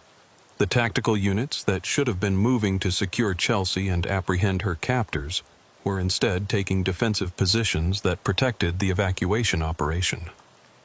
Officer Martinez, the well-dressed man said, seeming to enjoy her realization that the rescue operation had been compromised from the beginning. I think you're beginning to understand the scope of what you're dealing with. This isn't just about Chelsea or her family. It's about a fundamental shift in how human resources can be managed and optimized. Ashley was trapped between wanting to maintain her position to protect Chelsea and needing to alert someone, anyone, in law enforcement who hadn't been compromised. But as she listened to the radio traffic coordinating the tactical response, she began to suspect that the infiltration was more extensive than she had imagined. How many? She asked. How many what, Officer Martinez? How many people in law enforcement are working for you? The man consulted a tablet device. In Lincoln County specifically? About 30% of sworn personnel, plus key positions in dispatch and administration. Nationally, we've achieved significant penetration in most major departments and federal agencies. The numbers were staggering. If he was telling the truth, the organization had effectively taken control of law enforcement response capabilities in multiple jurisdictions, making traditional police work ineffective against their operations. What's your end game? What do you actually want? Information, Officer Martinez. Human knowledge is the most valuable commodity in the modern world, but it's locked away in individual minds that are inefficient, unreliable, and resistant to sharing. We've developed methods to unlock that information and make it available for optimization. As if to demonstrate his point, he gestured toward Chelsea, who continued to provide detailed information about her father's classified work in the same emotionless tone Ashley had observed earlier. Chelsea now has perfect recall of everything she's ever seen or heard related to her parents' work. She can access financial records, security protocols, personal conversations, everything. And she can share that information without the emotional barriers that would normally prevent such disclosure. You're talking about industrial espionage on a massive scale. We're talking about the next stage of human evolution. The arbitrary boundaries between individual minds are inefficient. Our methods allow for true information sharing and collective cognitive enhancement. Ashley was about to respond when she heard something that made her blood run cold. Over the radio, she could hear Detective Murphy coordinating with someone identified as Asset Command, using language and protocols that belonged to the organization, rather than legitimate law enforcement. Asset Command, this is Murphy. Target package is secure and ready for extraction. Recommend immediate relocation to secondary facility. Copy that, Murphy. Initiate cleanup protocol and prepare for full site evacuation. Ashley realized that Detective Murphy, her supervisor, the man who had been leading the investigation into Chelsea's disappearance, was actually coordinating with her captors to ensure their successful escape. The warehouse had become a trap, not for the criminals, but for any law enforcement personnel who hadn't been compromised. Ashley was probably the only genuine police officer on scene, surrounded by people who appeared to be her colleagues but were actually working for the organization that had taken Chelsea. Officer Martinez, the well-dressed man said, I think you're beginning to understand your situation. You have two choices. Join our network voluntarily and retain some measure of your original personality, or resist and be optimized through more direct methods. Ashley looked at Chelsea, trying to see some sign of the 17-year-old girl who had been excited about having a party while her parents were out of town. But there was nothing recognizable in Chelsea's expression or behavior. She had been so thoroughly reprogrammed that her original personality appeared to be completely gone. What happens to her parents when you're finished extracting information? That depends on their value as ongoing assets. Chelsea's father possesses expertise that could be useful to our research programs.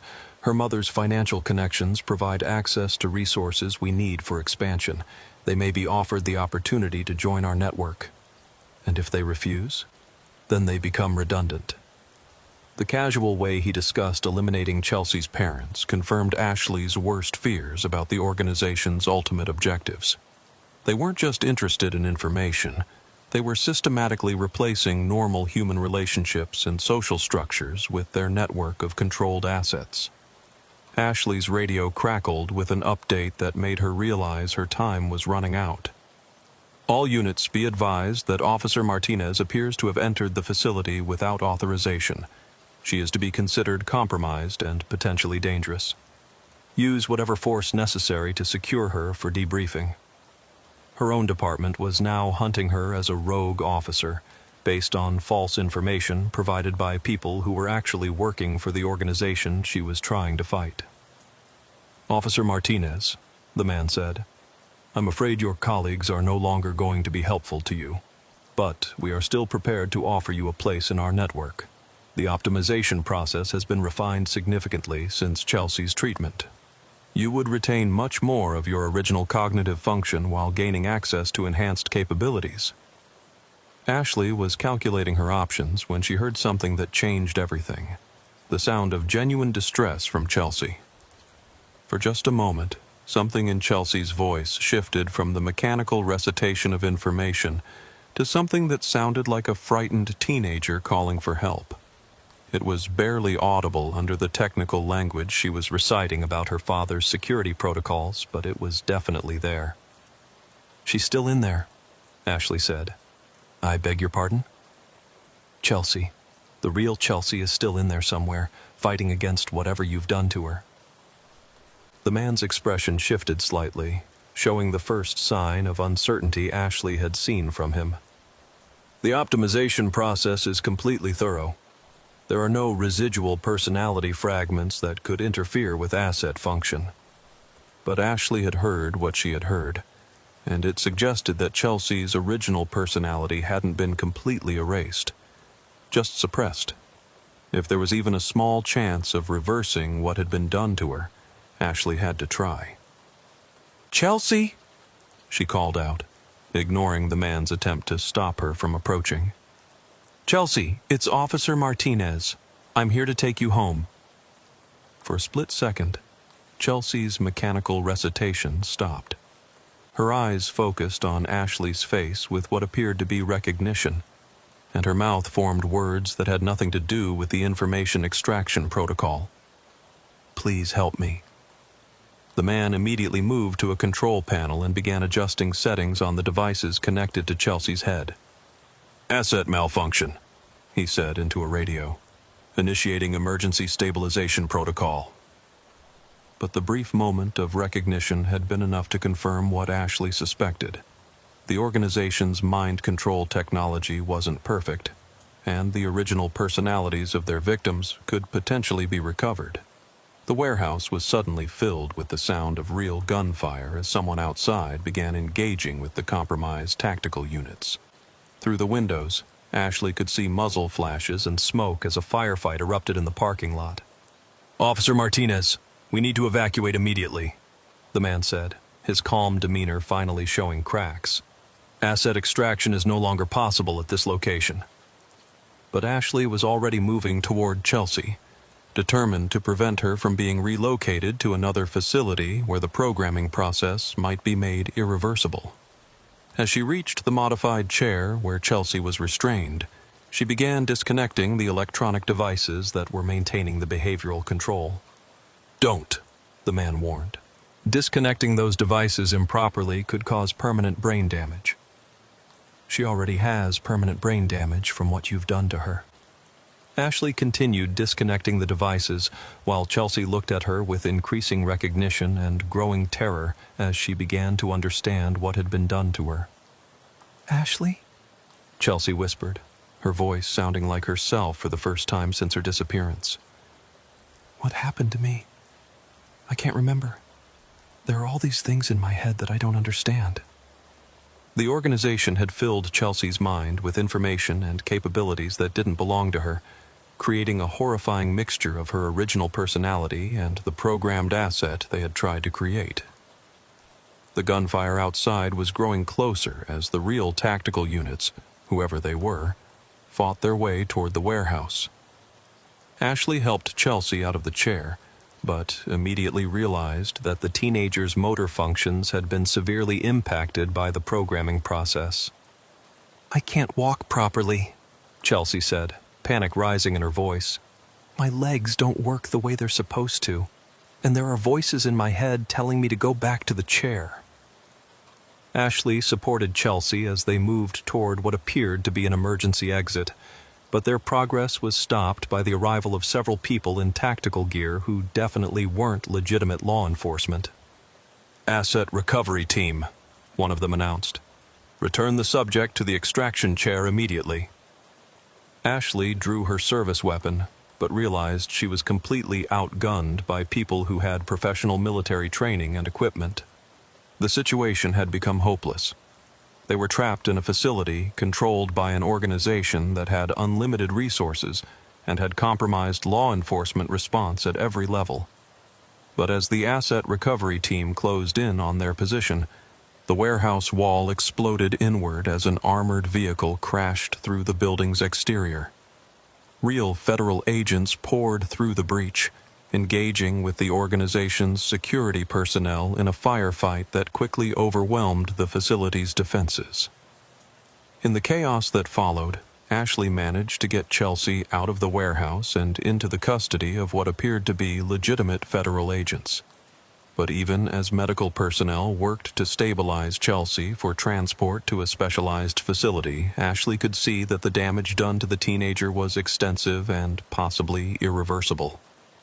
"Officer Martinez," Agent Patricia Williams from the FBI said as they watched Chelsea being loaded into an ambulance, "We've been tracking this organization for months. What you stumbled into was just one cell of a much larger network." "What about Detective Murphy and the other compromised officers?" "Gone. They evacuated with the organization personnel before our assault team could secure the facility. We found evidence of their activities, but most of the primary suspects escaped." Ashley watched the ambulance disappear into the night, carrying a 17-year-old girl whose mind had been turned into a battlefield between her original personality and the programming that had been forced onto her. "Agent Williams, what are Chelsea's chances of recovery?" "Unknown.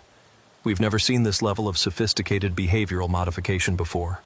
The technology they used appears to be years ahead of anything we thought was possible." 6 months later, Ashley visited Chelsea at the specialized treatment facility where she was receiving experimental therapy designed to help her cope with the competing personalities and memories that existed in her mind. The progress was slow and uncertain, with some days when Chelsea seemed almost normal and others when the programmed asset personality dominated her behavior. "She remembers everything that happened during the programming process," Dr. Sarah Kim, Chelsea's psychiatrist, explained. "But she experiences those memories as if they belong to someone else. The original Chelsea is still there, but she's sharing mental space with an artificially created personality that has access to capabilities and information that terrify her." "What about her parents? How are they dealing with all this?" "They're struggling. Their daughter looks the same and sometimes acts the same, but she also has access to classified information that she shouldn't know and occasionally displays technical knowledge that's completely foreign to her original personality."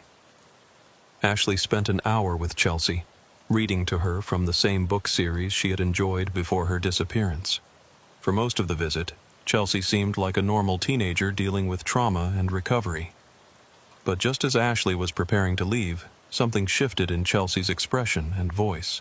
"Officer Martinez," she said in a tone that was completely different from her normal speech patterns, "I want you to know that there are 17 other active facilities conducting similar optimization procedures. The Lincoln County operation was considered a moderate success despite the eventual exposure. The programmed personality was providing information that could be valuable to law enforcement, but at the cost of traumatizing the original Chelsea, who had to experience being controlled by thoughts and knowledge that didn't belong to her." "Chelsea, are you okay?" Ashley asked. "I don't know," Chelsea replied, her voice returning to normal. Sometimes I know things that I never learned, and sometimes I say things that I never meant to say. The doctors say it might get better, but I can feel that other person in my head all the time, waiting to take control again." As Ashley left the treatment facility, she couldn't escape the feeling that Chelsea's case represented just the beginning of a much larger problem. The organization that had targeted her had demonstrated capabilities that made traditional law enforcement methods obsolete, and they had successfully disappeared after completing most of their objectives. Somewhere, other teenagers were being subjected to the same optimization process that had turned Chelsea into a living weapon against her own family. And somewhere, the people responsible for these crimes were refining their techniques and preparing to expand their network of controlled assets. The missing persons case had been solved in the sense that Chelsea had been found and rescued. But the larger questions about human autonomy, the security of individual consciousness, and the vulnerability of society to organizations that could reprogram human minds remained unanswered. Ashley continued working missing persons cases, but she never stopped looking for signs that the organization was still operating. Because she knew that as long as they remained active, no one's mind was truly safe from being turned into just another asset in someone else's collection. And sometimes, late at night, she wondered how many of the people around her, colleagues, friends, family members, might already be operating under programming they didn't even know existed.